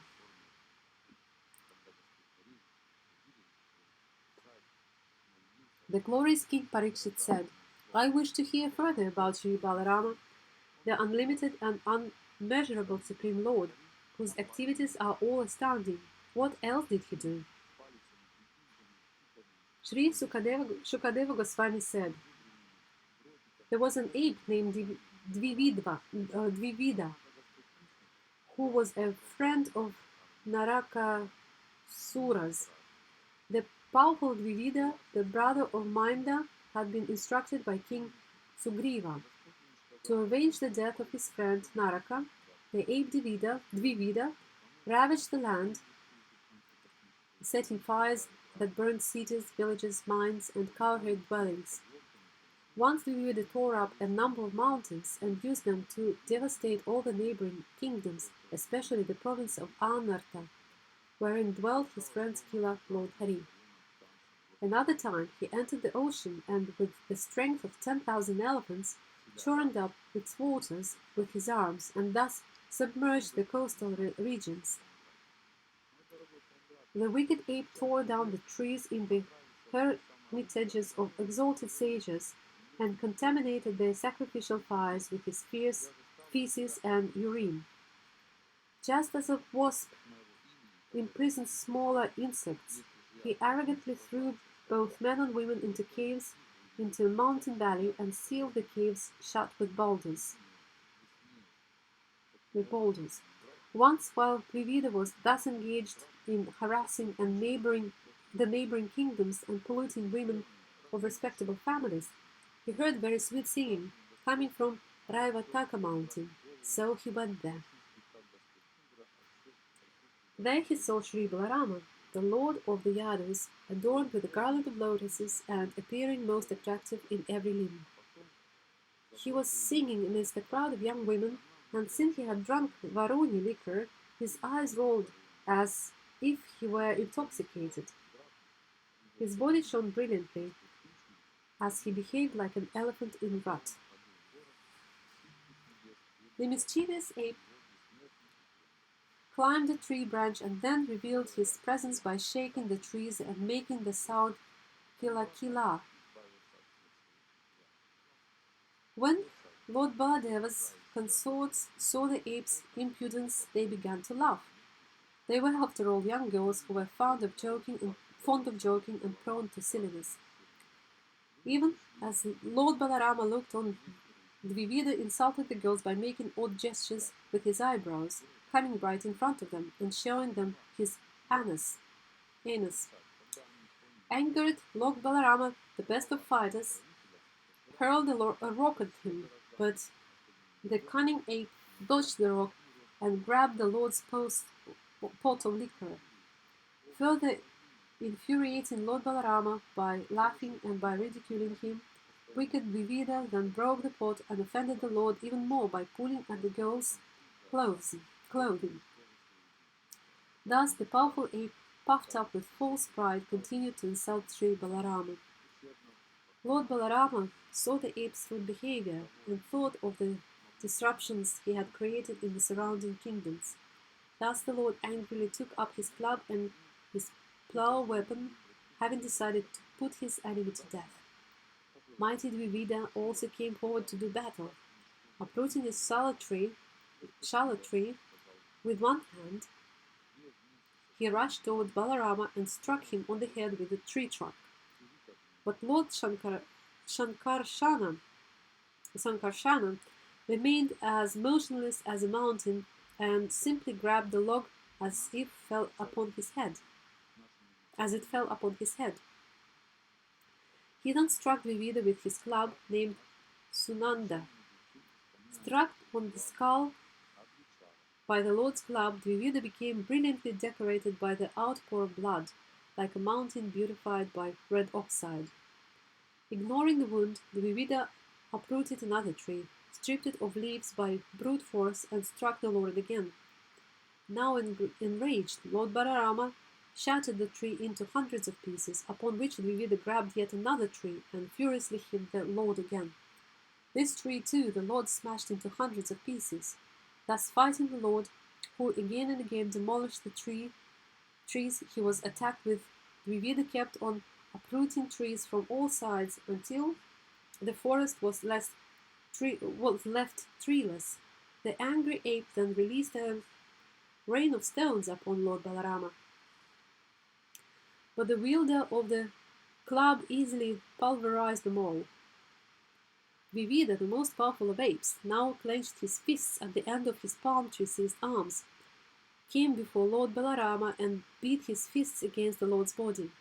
The furious lord of the Yadavas then threw aside his club and plough and with his bare hands hammered a blow upon Dvivida's collarbone.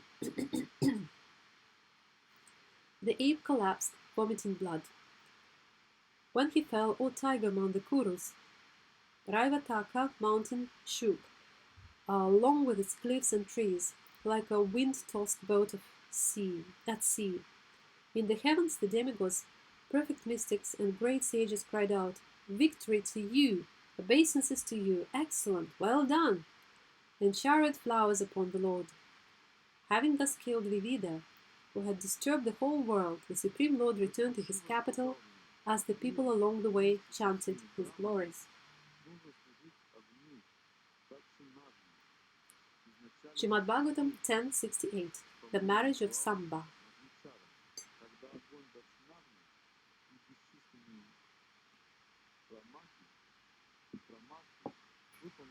Shukadeva Goswami said, O king, Jambavati's son Samba, ever victorious in battle, kidnapped Duryodhana's daughter Lakshmana from her Swayamvara ceremony. The angry Kurus said, This ill-behaved boy has offended us, forcibly kidnapping our unmarried daughter against her will. Arrest this ill-behaved Samba. What will the Vrishnis do?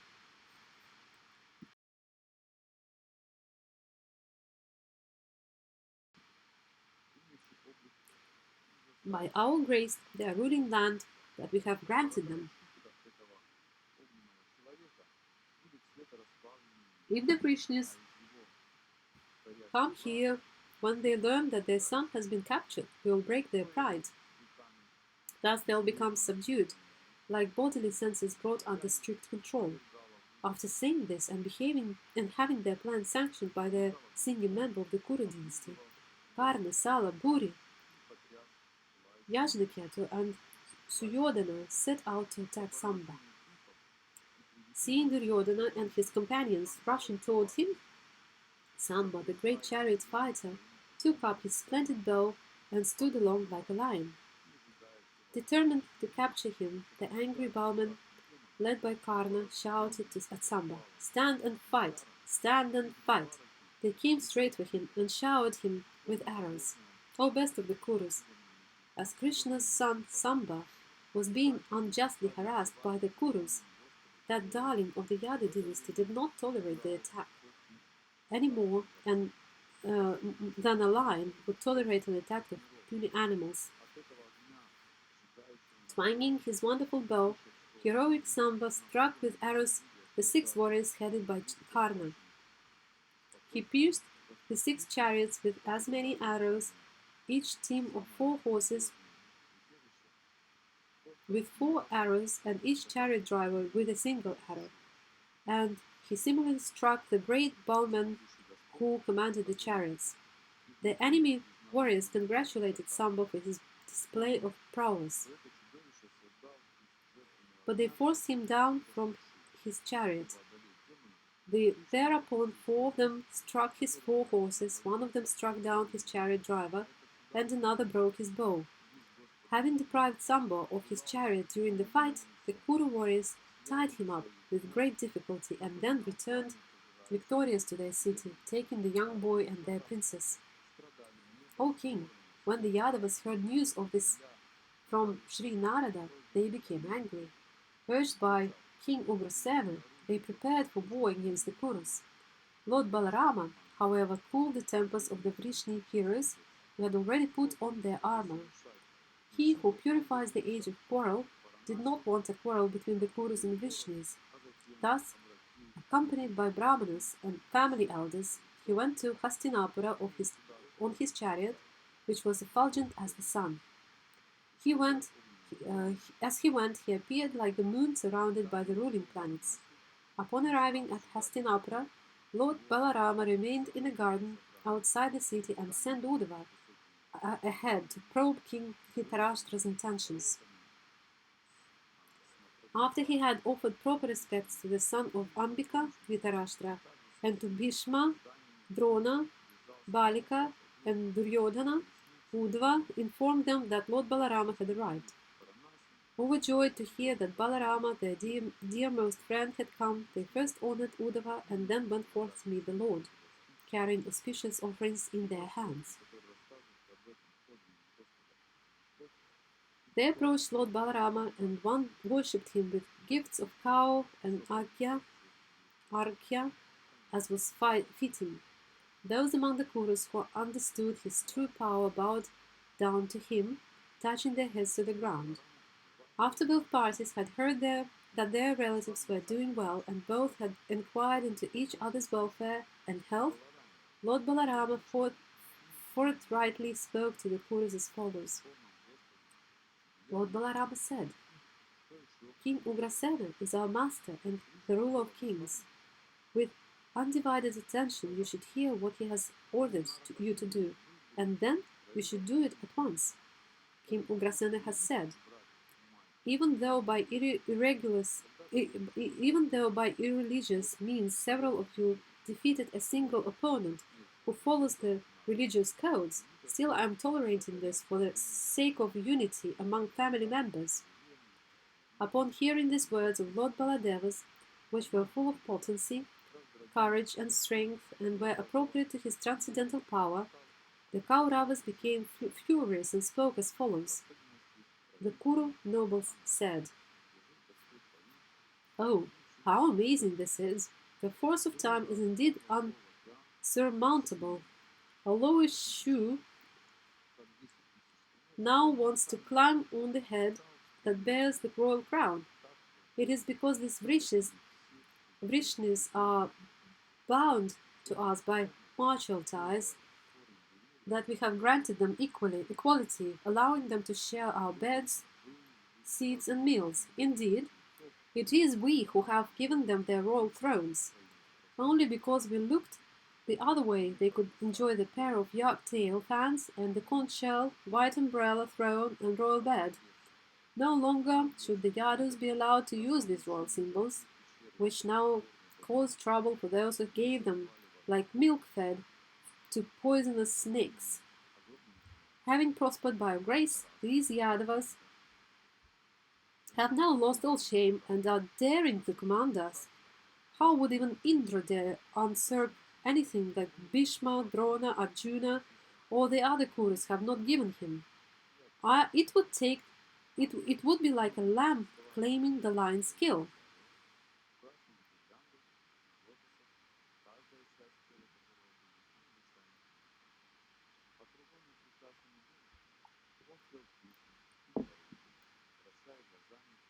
Sri Badarayani said,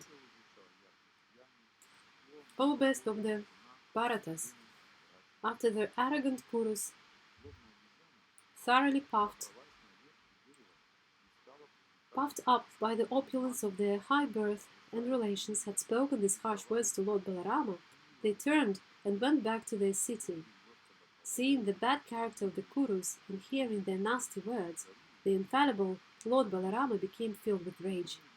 His countenance frightful to behold, he laughed repeatedly and spoke as follows. Lord Balarama said, Clearly the many passions of these scoundrels have made them so proud that they do not want peace. Then let them be pacified by physical punishment, as animals are with a stick. Only gradually was I able to calm the furious Yadus and Lord Krishna, who was also engaged. Desiring peace for these Kauravas, I came here, but they are so dull-headed, fond of quarrel and mischievous by nature that they have repeatedly disrespected me. Out of conceit they dared to address me with harsh words. King Ugrasena, the lord of the Bhojas, Vrishnis, and Andhakas, is not fit to command. Then Indra and other planetary rulers obey his orders. When Indra and other planetary rulers obey his orders. That same Krishna who occupies the Sudharma assembly hall and for his enjoyment took the Parijata tree from the immortal demigods, that very Krishna is indeed not fit to sit on a royal throne. The goddess of fortune herself, ruler of the entire universe, worships his feet, and the master of the goddess of fortune does not deserve the paraphernalia of a mortal king. The dust of Krishna's lotus feet, which is the source of holiness of all places of pilgrimage, is worshipped by all the great demigods. The principal deities of all planets are engaged in his service, and they consider themselves most fortunate to take the dust of the lotus feet of Krishna on their crowns. Great demigods like Lord Brahma and Lord Shiva and even the goddess of fortune and I are simply part of his spiritual identity, and we also carefully carry that dust on our heads. And still Krishna is not fit to use the royal insignia or even sit on the royal throne. We Vrishnis enjoy only whatever small parcel of land the Kurus allow us, and we are indeed shoes, whereas the Kurus are the heads. Just see how these puffed-up Kurus are intoxicated with their so-called power, like ordinary drunken men. What actual ruler will, with the power of command, would tolerate their foolish nasty words?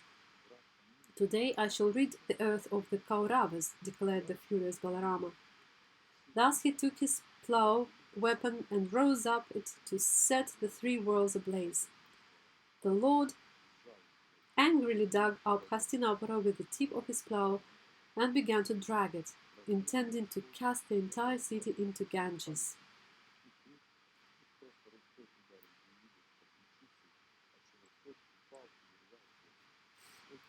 Seeing that their city was turning about like a raft at sea as it was being dragged away, and that it was about to fall into the Ganges, the Kauravas became terrified. To save their lives, they approached the Lord for shelter, taking their families with them. Placing Samba and Lakshmana in front, they joined their palms in supplication.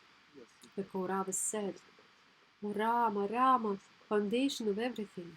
We know nothing of your power. Please excuse our offense. We are ignorant and misguided. You alone cause the creation, maintenance, and annihilation of the cosmos, and of you there is no prior cause. Indeed, O Lord, authorities say that the worlds are mere playthings for you, and you perform your pastimes. O unlimited one of 1,000 heads, as your pastime you carry this earthly globe upon one of your heads. At the time of annihilation, you withdraw the entire universe within your body and remaining all alone, lie down to rest. Your anger is meant for instructing everyone. It is not a manifestation of hatred or envy. O Supreme Lord, you sustain the pure mode of goodness, and you become angry only to maintain and protect this world. We bow down to you, O Soul of all beings, O Wielder of all potencies, O tireless Maker of the universe. Offering your obeisances, we take shelter of you.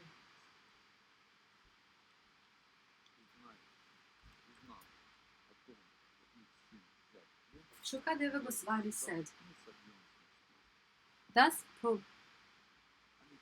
propitiated by the Kurus, whose city was trembling and who were surrendering to him in great distress, Lord Balarama became very calm and kindly disposed towards them. Do not be afraid, he said, and took away their fear. Duryodhana, being very affectionate to his daughter, gave as her dowry 1,260-year-old elephants, 120,000 horses, 6,000 golden chariots shining like the sun, and 1,000 maidservants with jeweled lockets on their necks. The Supreme Lord, chief of the Yadavas, accepted all these gifts and then departed with his sons and daughter-in-law as his well-wishers bid him farewell. Then Lord Halayudha entered his city, Dwaraka, and met his relatives, whose hearts were all bound to him in loving attachment. In the assembly hall, he reported to the Yadu leaders everything about his dealings with the Kurus. Even today, the city of Hastinapura is visibly elevated on the southern side along the Ganges, thus showing the signs of Lord Balarama's prowess.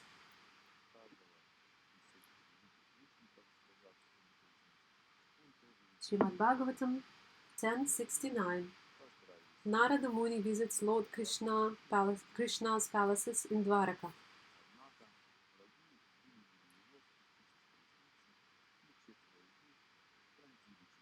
Shukadeva Goswami said, hearing that Lord Krishna had killed Narakasura and had alone married many brides, Narada Muni desired to see the Lord in this situation. He thought, it is quite amazing that in a single body Lord Krishna simultaneously married 16,000 women, each in a separate palace. Thus the sage of the demigods eagerly went to Dwaraka. In the city of Dwaraka was a beautiful private quarter worshipped by the planetary rulers.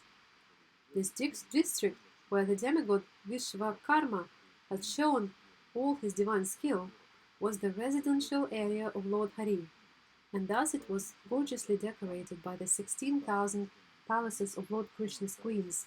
Narada Muni entered one of these immense palaces. Supporting the palace were coral pillars decoratively inlaid with Vaidurya gems. Sapphires bedecked the walls, and the floors glowed with perpetual brilliance. In that palace, Tvashta had arranged canopies with hanging strands of pearls. There were also seats and beds fashioned of ivory and precious jewels. In attendance were many well-dressed maid-servants bearing lockets on their necks, and also armor-clad guards with turbans, fine uniforms, and jeweled earrings. The glow of numerous jewel-studded Lamps dispelled all darkness in the palace. My dear king, on the ornate ridges of the roof danced loudly crying peacocks, who saw the fragrant aguro incense escaping through the holes of the latticed windows and mistook it for a cloud. In that palace the learned Brahmana saw the lord of the Sattvatas, Sri Krishna, together with his wife, who fanned him with a gold-handled yak-tail fan. She personally served him in this way, even though she was constantly attended by 1,000 maid servants, equal to her in personal character, beauty, youth, and fine dress. The Supreme Lord is the greatest upholder of religious principles. Thus, when he noticed Narada, he rose at once from goddess Shri's bed, bowed his crowned head at Narada's feet, and joining his palms, had the sage sit in his own seat. The Lord bathed Narada's feet and then put the water on his own head. Although Lord Krishna is the supreme spiritual authority of the universe and the master of his devotees, it was proper for him to behave in this way. For his name is Brahmanya Deva, the Lord who favors the Brahmanas. Thus Sri Krishna honored the sage Narada by bathing his feet, even though the water that bathes the Lord's own feet becomes the Ganges, the ultimate holy shrine. Сила времени поистине необъятна. Презренная Сандалия решила собраться на голову украшенную царской короной. Мы даровали Кришне равные с нами права и позволили After fully worshipping the great sage of the demigods according to Vedic injunctions, Lord Krishna, who is himself the original sage, Narayana, the friend of Nara, conversed with Narada, and the Lord's measured speech was as sweet as nectar. Finally, the Lord asked Narada, "What may we do for you, our Lord and Master?" Sri Narada said, "O Almighty Lord, it is no surprise that you, the ruler of all worlds, show friendship for all people and yet subdue the envious. As we well know, you descend by your sweet will in order to bestow the highest good on this universe by maintaining and protecting it. Thus, your glories are widely sung. Now I have seen your feet, which grant liberation to your devotees, which even Lord Brahma and other great personalities of unfathomable intelligence can only meditate upon within their hearts, and which those who have fallen into the well of material existence resort to for deliverance.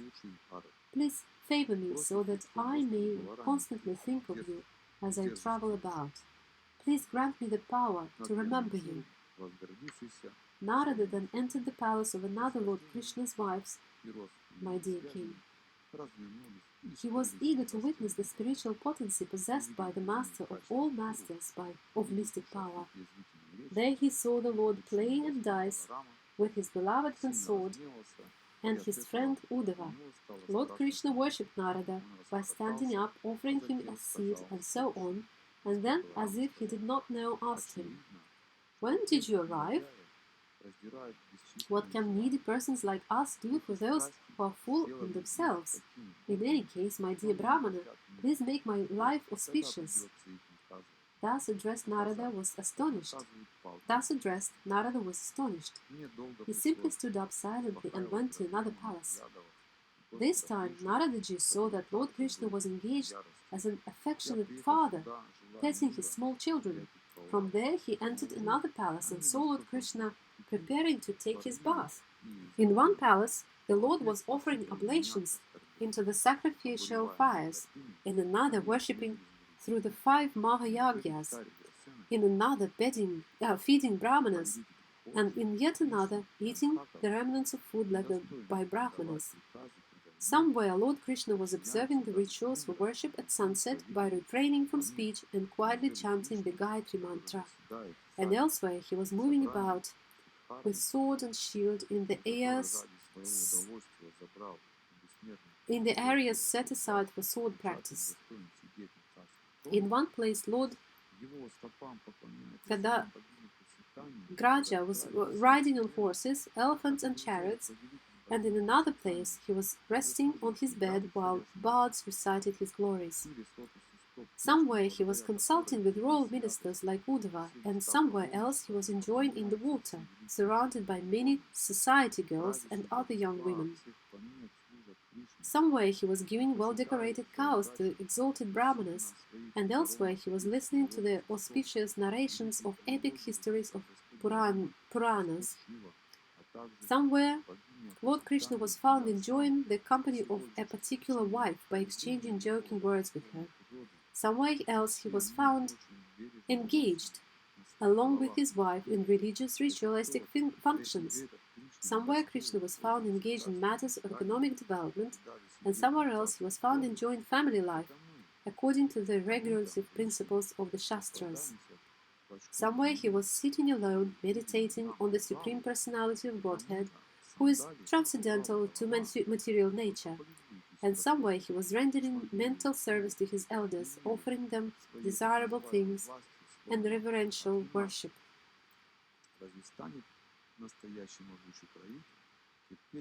In one place he was planning battles in consultation with some of his advisors, and in another place he was making peace.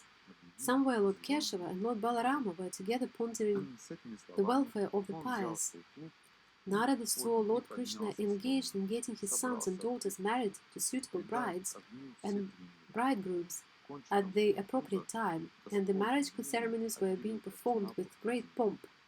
Narada observed how Sri Krishna, the master of all yoga masters, arranged to send away his daughters and sons-in-law, and also to receive them home again at the time of great holiday celebration.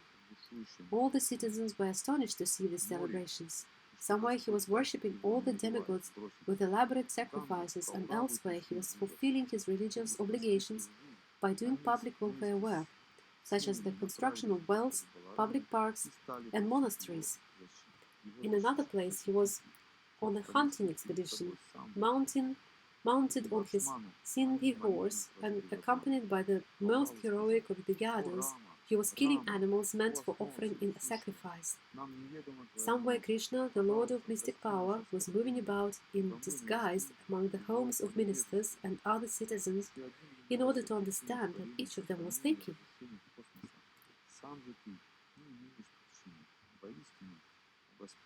Having thus seen this display of the Lord's Yogamaya, Narada mildly laughed and then addressed Lord Rishikesha, who was adopting the behavior of a human being. Narada said, "Now we understand your mystic potencies, which are difficult to comprehend even for great mystics of Supreme Soul, Master of all mystic power. Only by serving you, your feet, have I been able to perceive your powers. O Lord, please give me your leave. I will wander about the world, which are flooded with your fame, loudly singing about your pastimes, which purify the universe."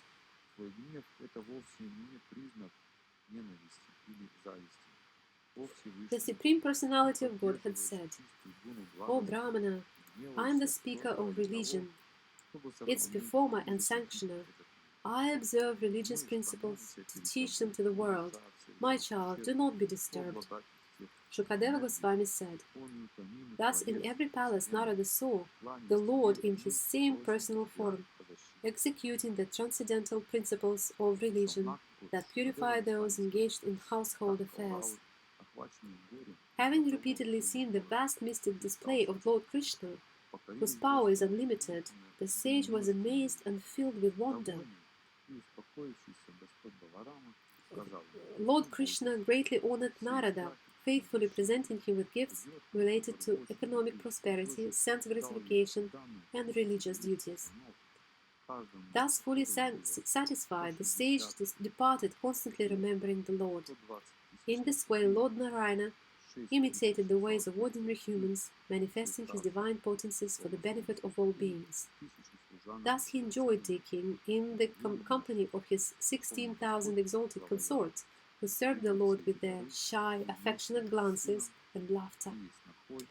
Lord Hari is the ultimate cause of universal creation, maintenance, and destruction. My dear king, Anyone who chants about, hears about, or simply appreciates the extraordinary activities he performed in the world, which are impossible to imitate, will surely develop devotion for the Supreme Lord, the bestower of liberation.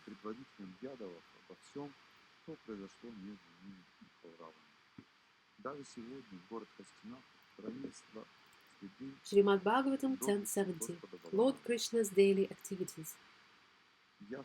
Shukadeva Goswami said, as dawn approached, the wives of Lord Madhava, each embraced around the neck by her husband, cursed the crowing roosters. The ladies were disturbed that now they would be separated from him. The bees buzzing, caused by the fragrant breeze from the Parajita garden, roused the birds from sleep. And when the birds began to sing loudly, they woke Lord Krishna like court poets reciting his glories. Lying in her beloved arms, Queen Vaidarbhi did not like this most auspicious hour, for it meant she would lose his embrace. Lord Madhava would rise during the Brahma Muhurta period and touch water. With a clear mind, he would then meditate upon himself, the single, self-luminous, unequaled, and infallible supreme truth known as Brahman, who by his very nature ever dispels all contamination, and who, through his personal energies, which cause the creation and destruction of the universe, manifests his own pure and blissful existence. That most saintly of personalities would then bathe in sanctified water, dress himself in lower and upper garments, and perform the entire sequence of prescribed rituals, beginning with worship at dawn. After offering oblations into a sacred fire, Lord Krishna would silently chant the Gayatri mantra. Each day the Lord worshipped the rising sun and propitiated the demigods, sages, and forefathers, who are all his expansions. The self-possessed Lord would then carefully worship his elders and the Brahmanas. To those well-attired Brahmanas, he would offer a herd of tame and peaceful cows with gold-plated horns and pearl necklaces. These cows were also dressed in fine cloth, and the fronts of their hooves were plated with silver.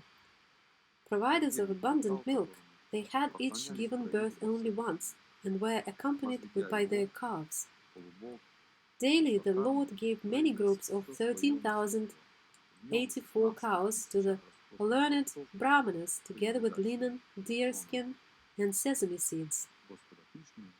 Lord Krishna would offer obeisances to the cows, Brahmanas, and demigods, his elders and spiritual masters, and all living beings, all of whom are expansions of his Supreme Personality. Then he would touch auspicious things. He would decorate his body, the very ornament of human society, with his own special clothes and jewelry, and with divine flowers, garlands, and ointments. He would then look at ghee and mirror, the cows and bulls, the Brahmanas and the demigods, and see to it that the members of all the social classes living in the palace and throughout the city were satisfied with gifts. After this, he would greet his ministers, gratifying them by fulfilling all their desires. After first distributing flower garlands,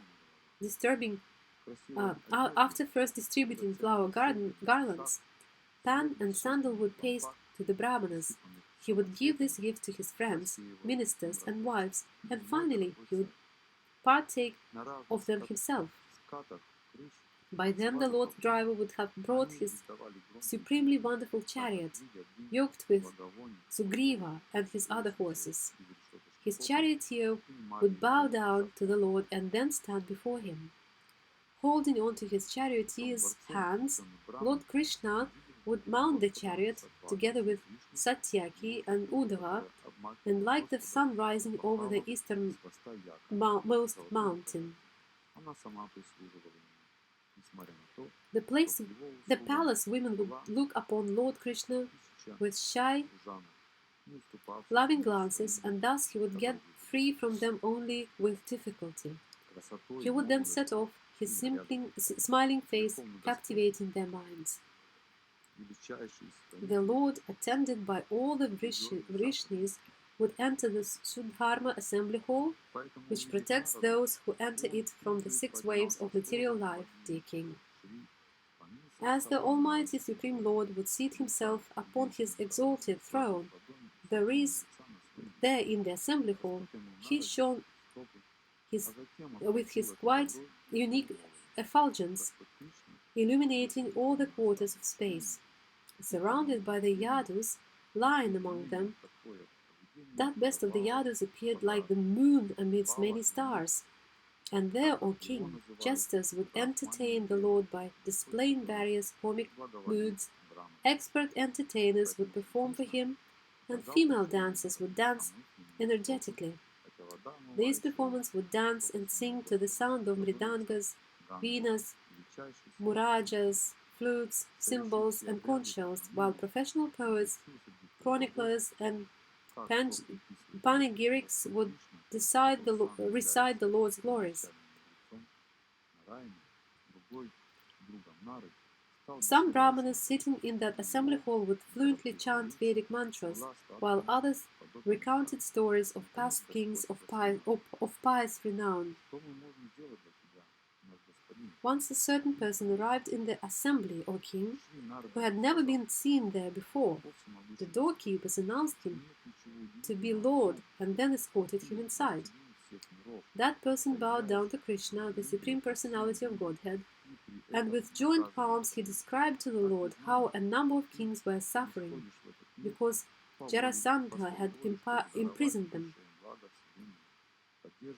20,000 kings who had refused to submit absolutely to Jarasandha during his world conquest had been forcibly imprisoned by him in the forest named Girivraja.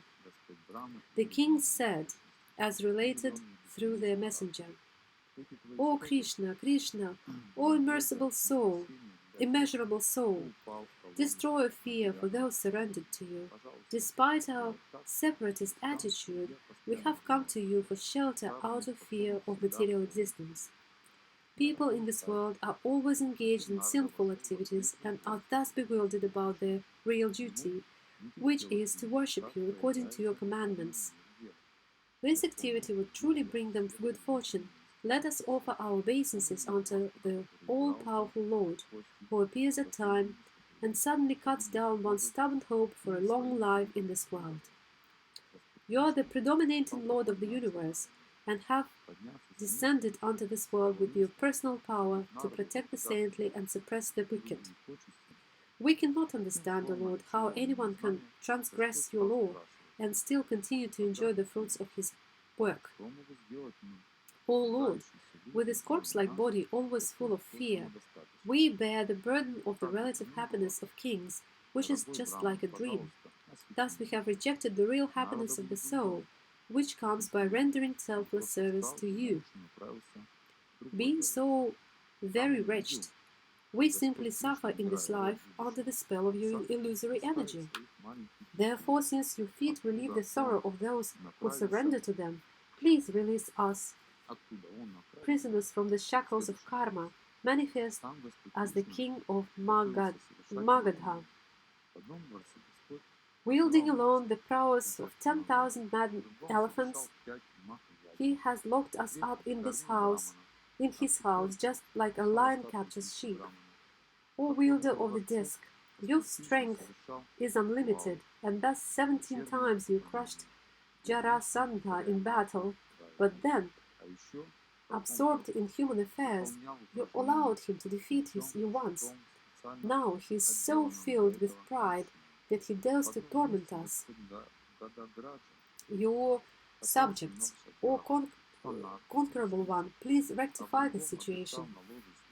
The messenger continued, This is the message of the kings imprisoned by Jarasandha, who all hanker for your audience, having surrendered to your feet. Please bestow your good fortune on these poor souls.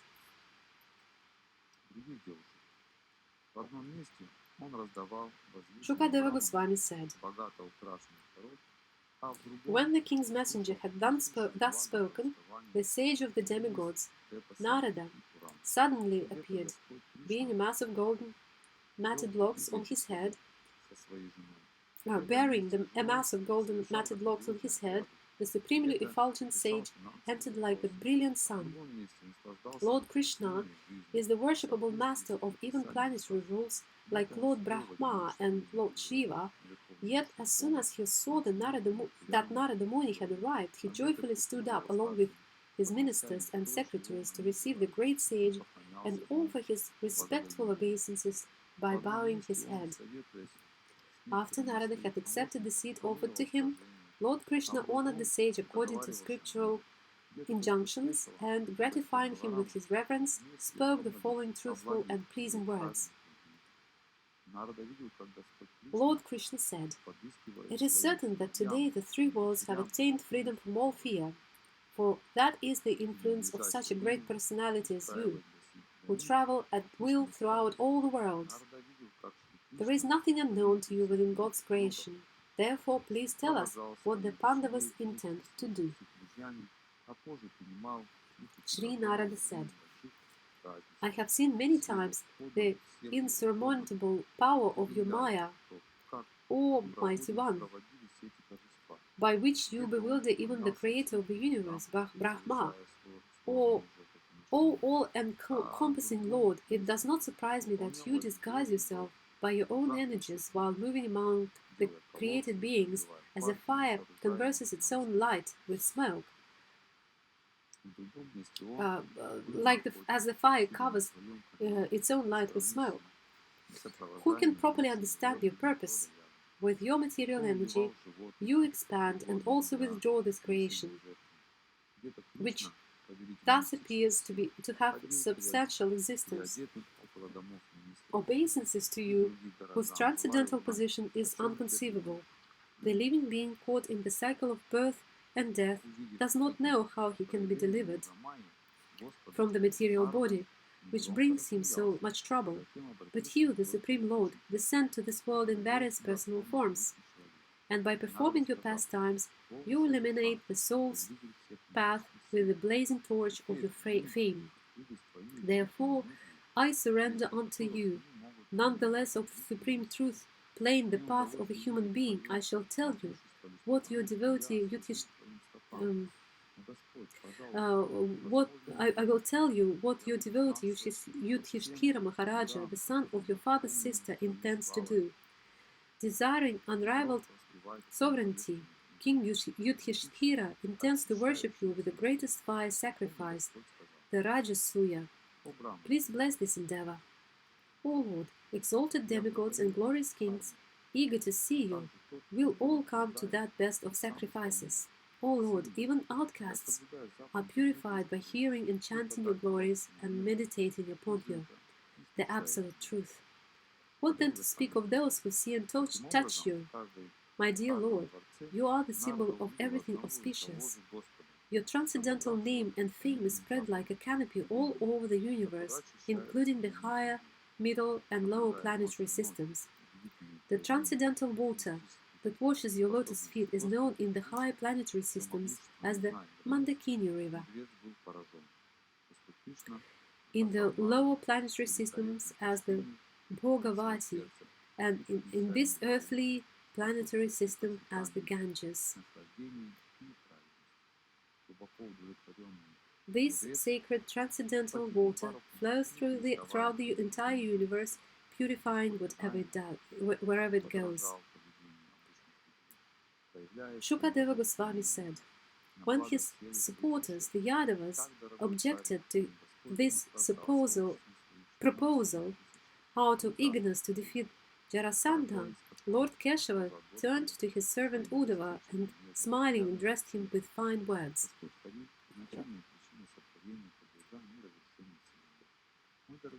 The personality of Godhead said, "You are indeed our best eye and closest friend, for you know perfectly the relative value of various kinds of counsel. Therefore, please tell us what should be done in this situation. We trust your judgment and shall do as you say." Shukadeva Goswami continued, Thus, requested by his master, who thought omniscient, acted as if perplexed, Uddhava took his order upon his head and replied as follows.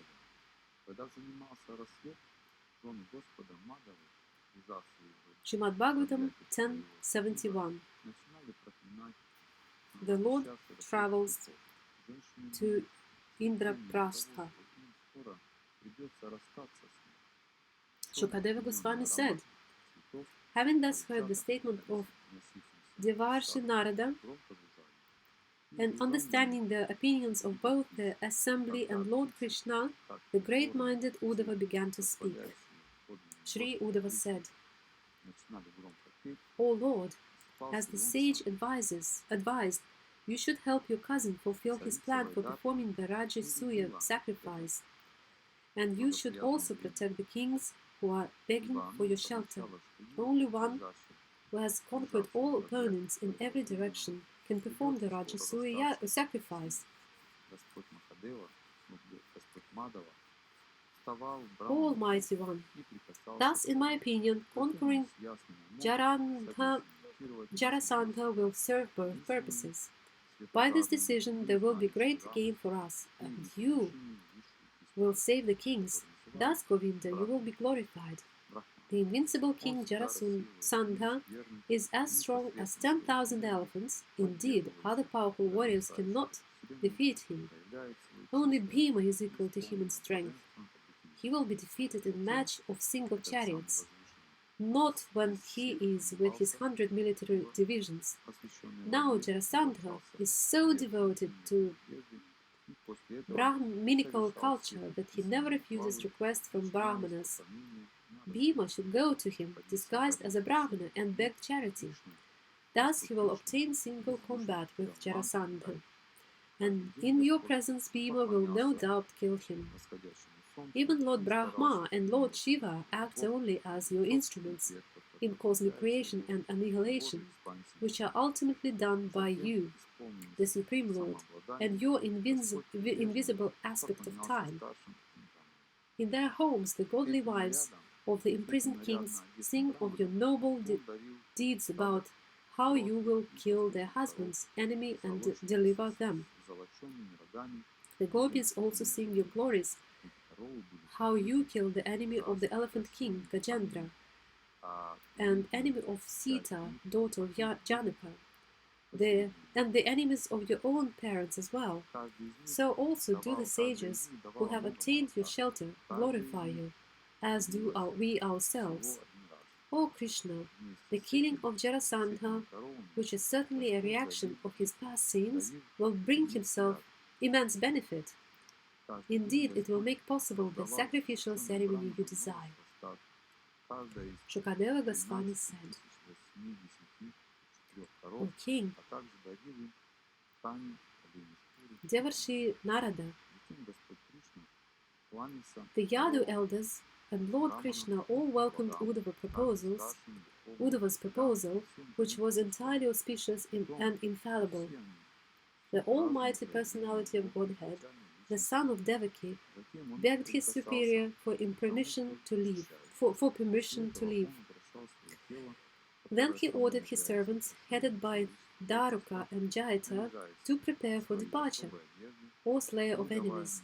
After he had arranged for the departure of his wives, children, and baggage, and taken leave of Sri Sankarshana and King Ugrasena, Lord Krishna mounted his chariot, which had been brought by his driver.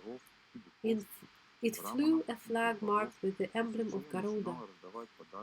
As the vibrations resounding from Vrinangas, Bhairis, kettle drums, conch shells, and gomukhas filled the sky in all directions, Lord Krishna set out on his journey. He was accompanied by the chief officers of his corps of chariots, elephants, infantry, and cavalry, and surrounded on all sides by his fierce personal guard. Lord Achyuta's faithful wives, along with their children, followed the Lord on golden palanquins carried by powerful men. The queens were adorned with fine clothing, ornaments, fragrant oils, and flower garlands, and they were surrounded on all sides by soldiers carrying swords and shields in their hands. On all sides proceeded finely adorned women attendants of the royal household as well as courtesans. They rode on palanquins and camels, bulls and buffalo, donkeys, mules, bullocks, carts, and elephants. Their conveyances were fully loaded with grass tents, blankets, clothes, and other items for the trip.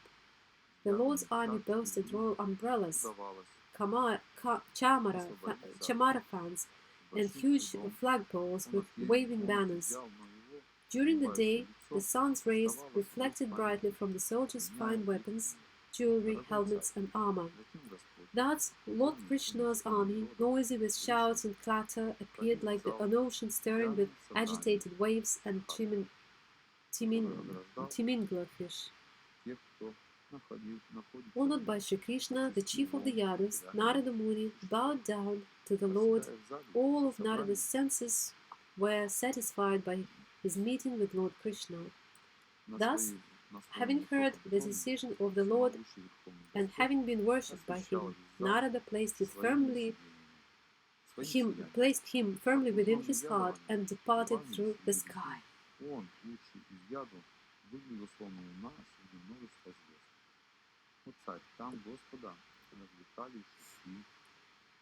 With pleasing words, the Lord addressed the messenger sent by the kings. My dear messenger, I wish all good fortune to you. I shall arrange for the killing of King Magadha. Do not fear.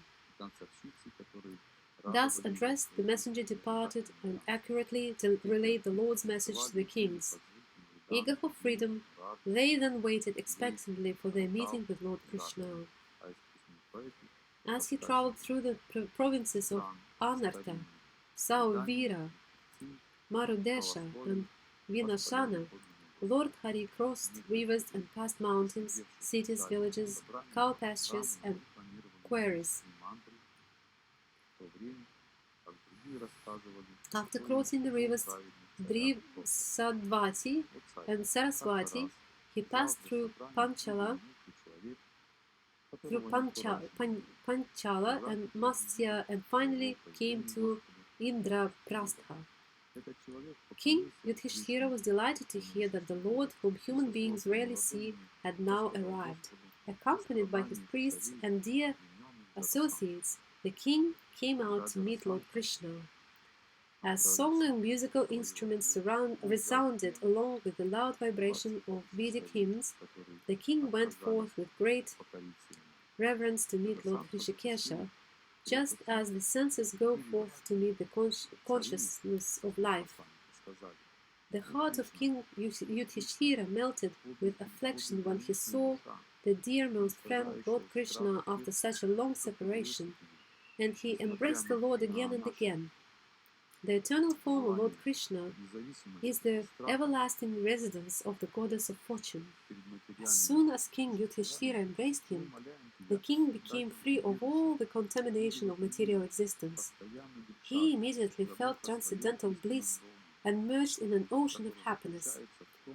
There were tears in his eyes and his body shook due to ecstasy. He completely forgot that he was living in this material world. Then Bhima, his eyes brimming with tears, laughed with joy as he embraced his maternal cousin Krishna.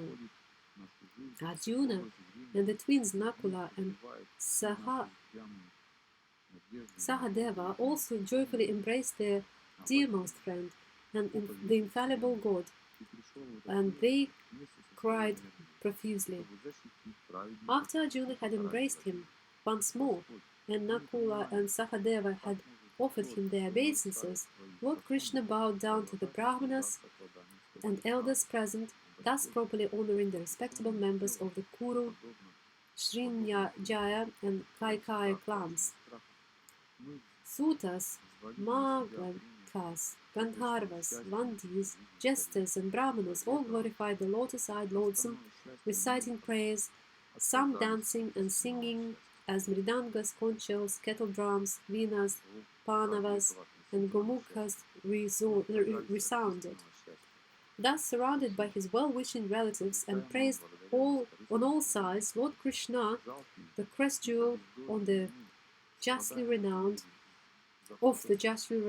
entered the decorated city. The roads of Indraprastha were sprinkled with water, perfumed by the liquid from elephants' foreheads, and colorful flags, golden gateways, and full water pots announced the city's splendor. Men and young girls were beautifully arrayed in fine new garments, adorned with flower garlands and ornaments, and anointed with aromatic sandalwood paste. Every home displayed glowing lamps and respectful offerings, and from the holes of the latticed windows drifted incense, further beautifying the city. Banners waved, and the roofs were decorated with golden domes on broad silver bases. Thus Lord Krishna saw the royal city of the king of the Kurus.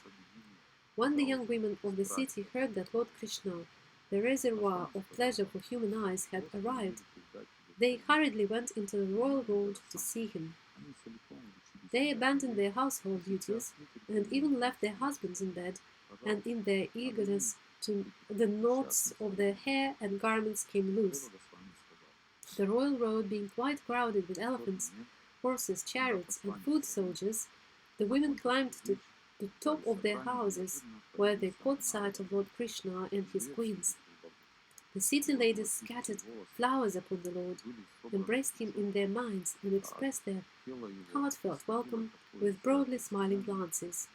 Observing Lord Mukunda's wives passing on the road, like stars accompanying the moon, the women exclaimed, "What have these ladies done so that the best of men bestows upon their eyes, and the joy of his generous smiles and playful sidelong glances?"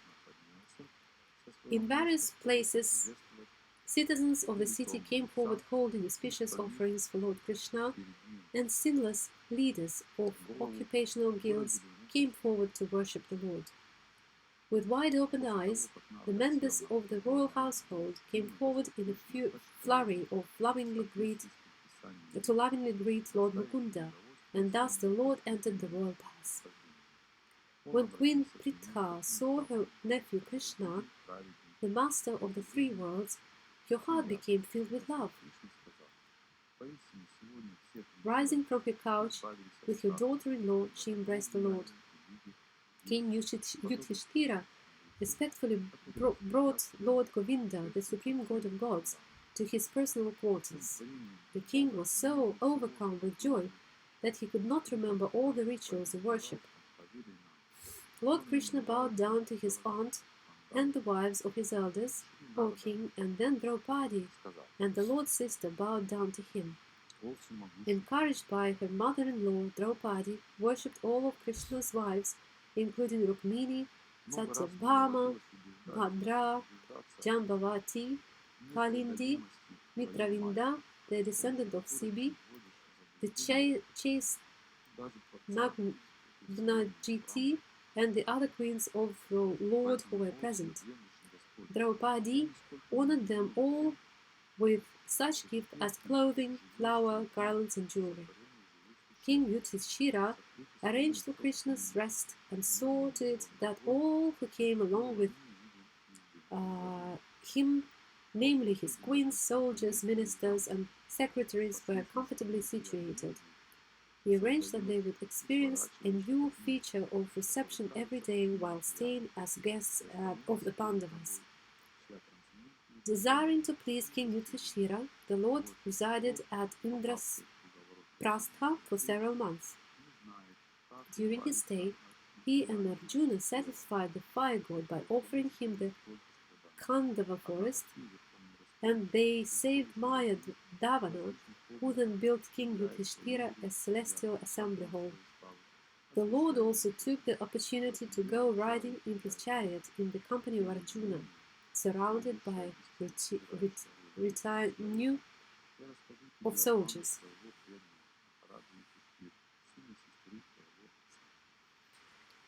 Srimad Bhagavatam 10:72. The slaying of the demon Jarasandha.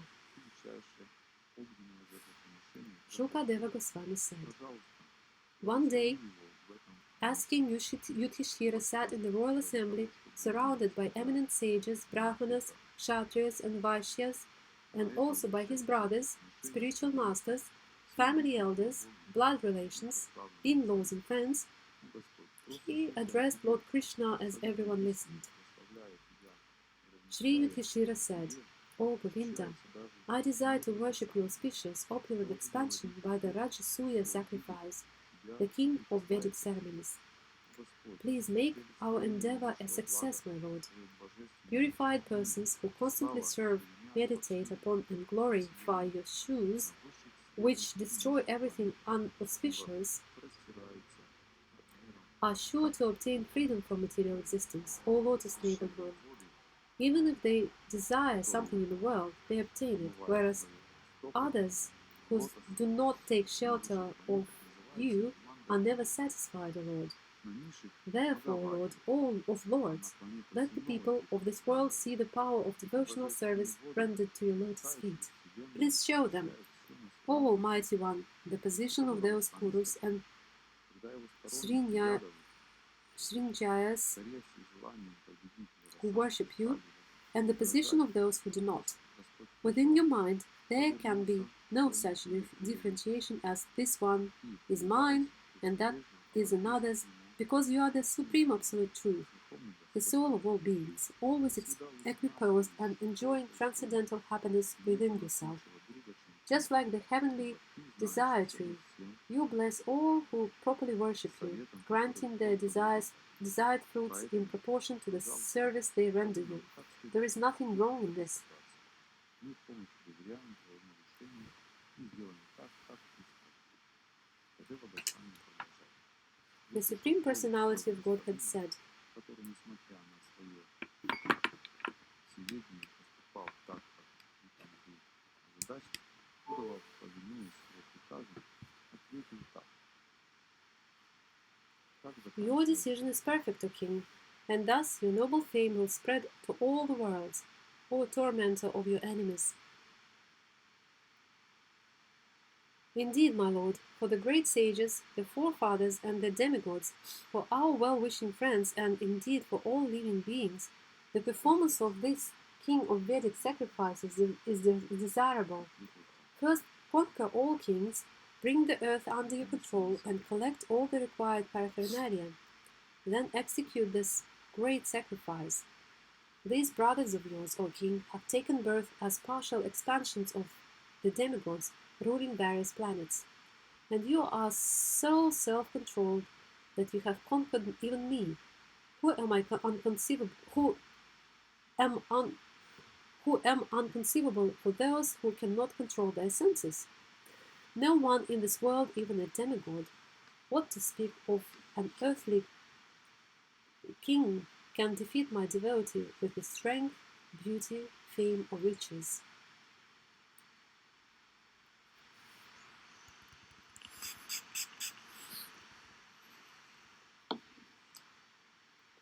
Глава 71.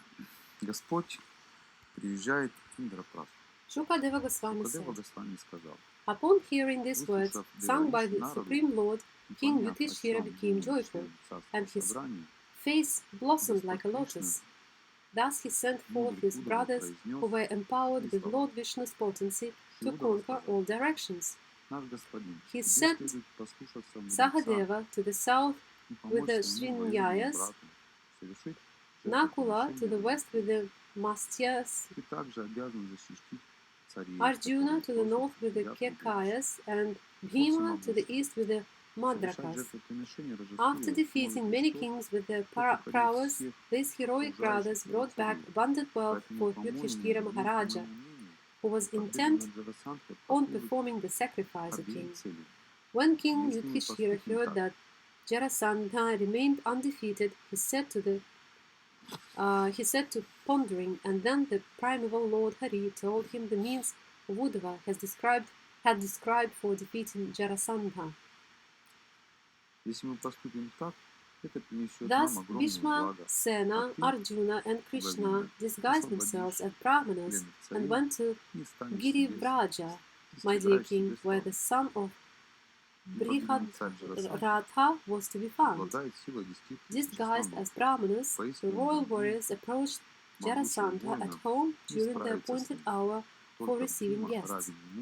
They submitted their entreaty to that dutiful householder who was especially respectful to the Brahmanical class. Krishna, Arjuna, and Bhima said, O king, know us to be needy guests who have come to you from afar. We wish all good unto you. Please grant us whatever we desire. What can the tolerant not bear? What will the wicked not do? What will the generous not give in charity? And who will those of equal vision see as an outsider? He indeed is to be censured and pitied who, though able to do so, fails to achieve with his temporary body the lasting fame glorified by great saints. Harishcandra Rantideva Unchavriti Mugala Shibi Bali, the legendary hunter and pigeon, and many others have attained the permanent by means of the impermanent. Shukadeva Goswami said, from the sound of their voices, their physical stature, and the marks of bowstrings on their forearms, Jarasandha could tell that his guests were of the royal order. He began to think he had seen them somewhere before.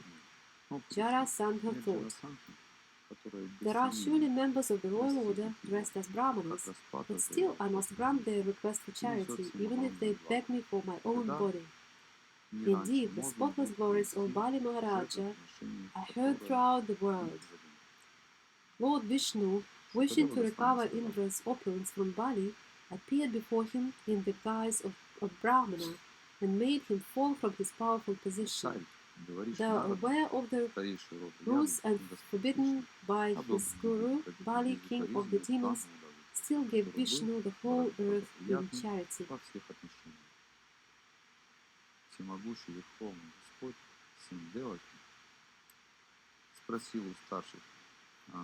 What is the use of poor unqualified Kshatriya who goes on living but fails to gain everlasting glory by working with his perishable body for the benefit of Brahmanas?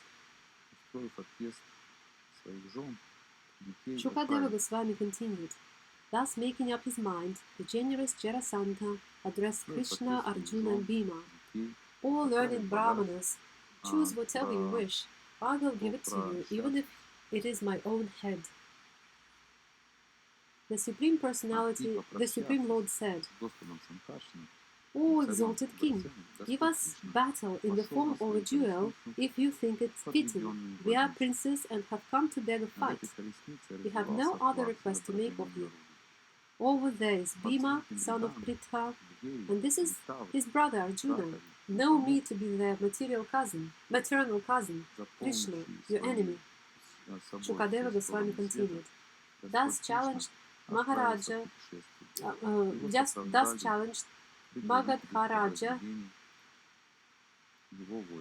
laughed out loud and contemptuously said, all right, you fools, I'll give you a fight. But I will not fight with you, Krishna, for you are a coward. Your strength abandoned you in the midst of battle, and you fled your own capital of Mathura to take shelter in the sea. As for this one, Arjuna, he is not as old as I, nor is he very strong. Since he is no match for me, he should not be the contender. Bhima, however, is as strong as I am.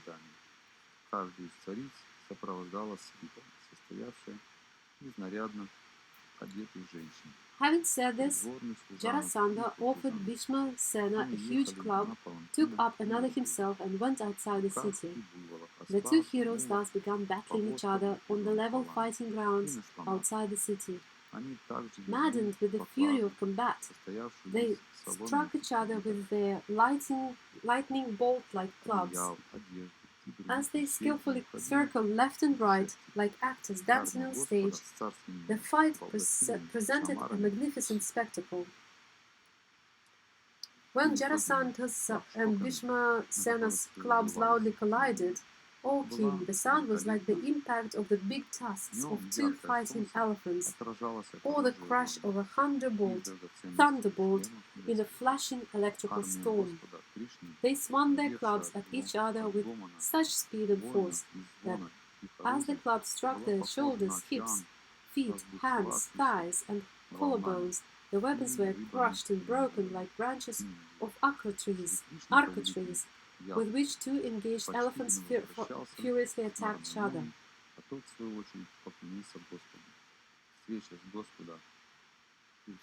Their clubs thus ruined, those great heroes among men angrily pummeled each other with their iron-hard fists.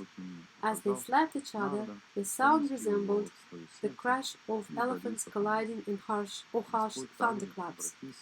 As they thus fought, this contest between opponents of equal training, strength, and stamina reached no conclusion. And so they kept on fighting the king without any let-up. Lord Krishna knew the secret of his enemy Jarasandha's birth and death, and also how he had been given life by the demoness Jara.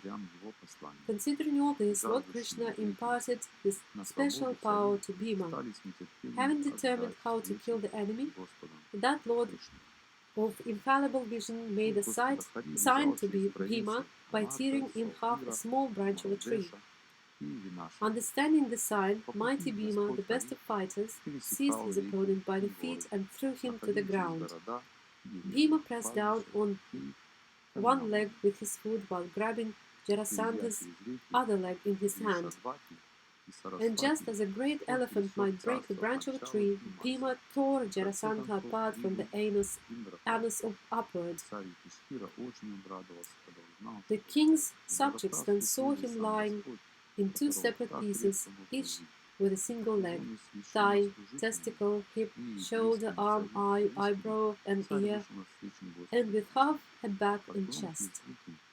With the death of the lord of Madagha, a great cry of lamentation arose, while Arjuna and Krishna congratulated Bhima by embracing him.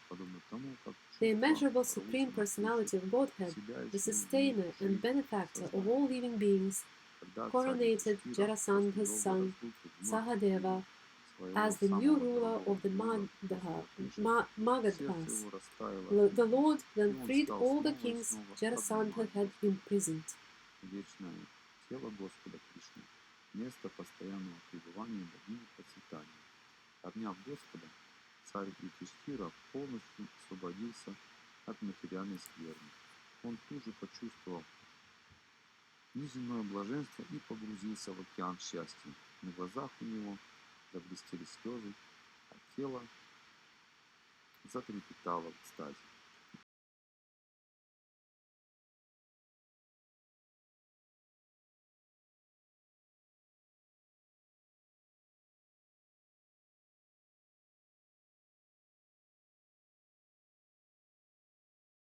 Счастливые Арджуна и близнецы Накула и Сахадева также стали обнимать своего самого дорогого друга, непогрешимого Господа, и слезы потоками текли из их глаз. После того, как Арджуна обнял его еще раз, а Накула и Сахадева поклонились ему, Господь Кришна стал кланяться браманам и старейшинам, оказывая должное почтение всем старшим представителям родов Куру, Сринджаев и Кекая, Суты, Магадхи, Гандхарвы, Вани, Шуты и Браманы под аккомпанементы Мриданг, Тавр, Вин, Панав и Гамух на все лады прославляли высокого Господа. Одни возносили молитвы, другие пели и танцевали. Так в окружении своих дорогих друзей, благожелателей и прославляемых на все лады, Господь Кришна, бриллиант среди тех, кто славится благочестием, вошел в украшенный по этому случаю город. Дороги Индрапрасхи сбрызнули водой, которая была ароматизирована жидкостью, выступающей на висках у слонов. Разноцветные знамена, золотые ворота и расставленные повсюду калаши с водой делали город еще прекраснее. Мужчины и молодые женщины были наряжены в новые дорогие одежды. На каждом были гирлянды и драгоценные украшения. Тела всех жителей были умощены душистой сандаловой пастой. В домах горели лампады, и дым курящихся благовоний струился через решетчатые окна, отчего город казался еще прекраснее. В каждом доме все было приготовлено для торжественного приема. Повсюду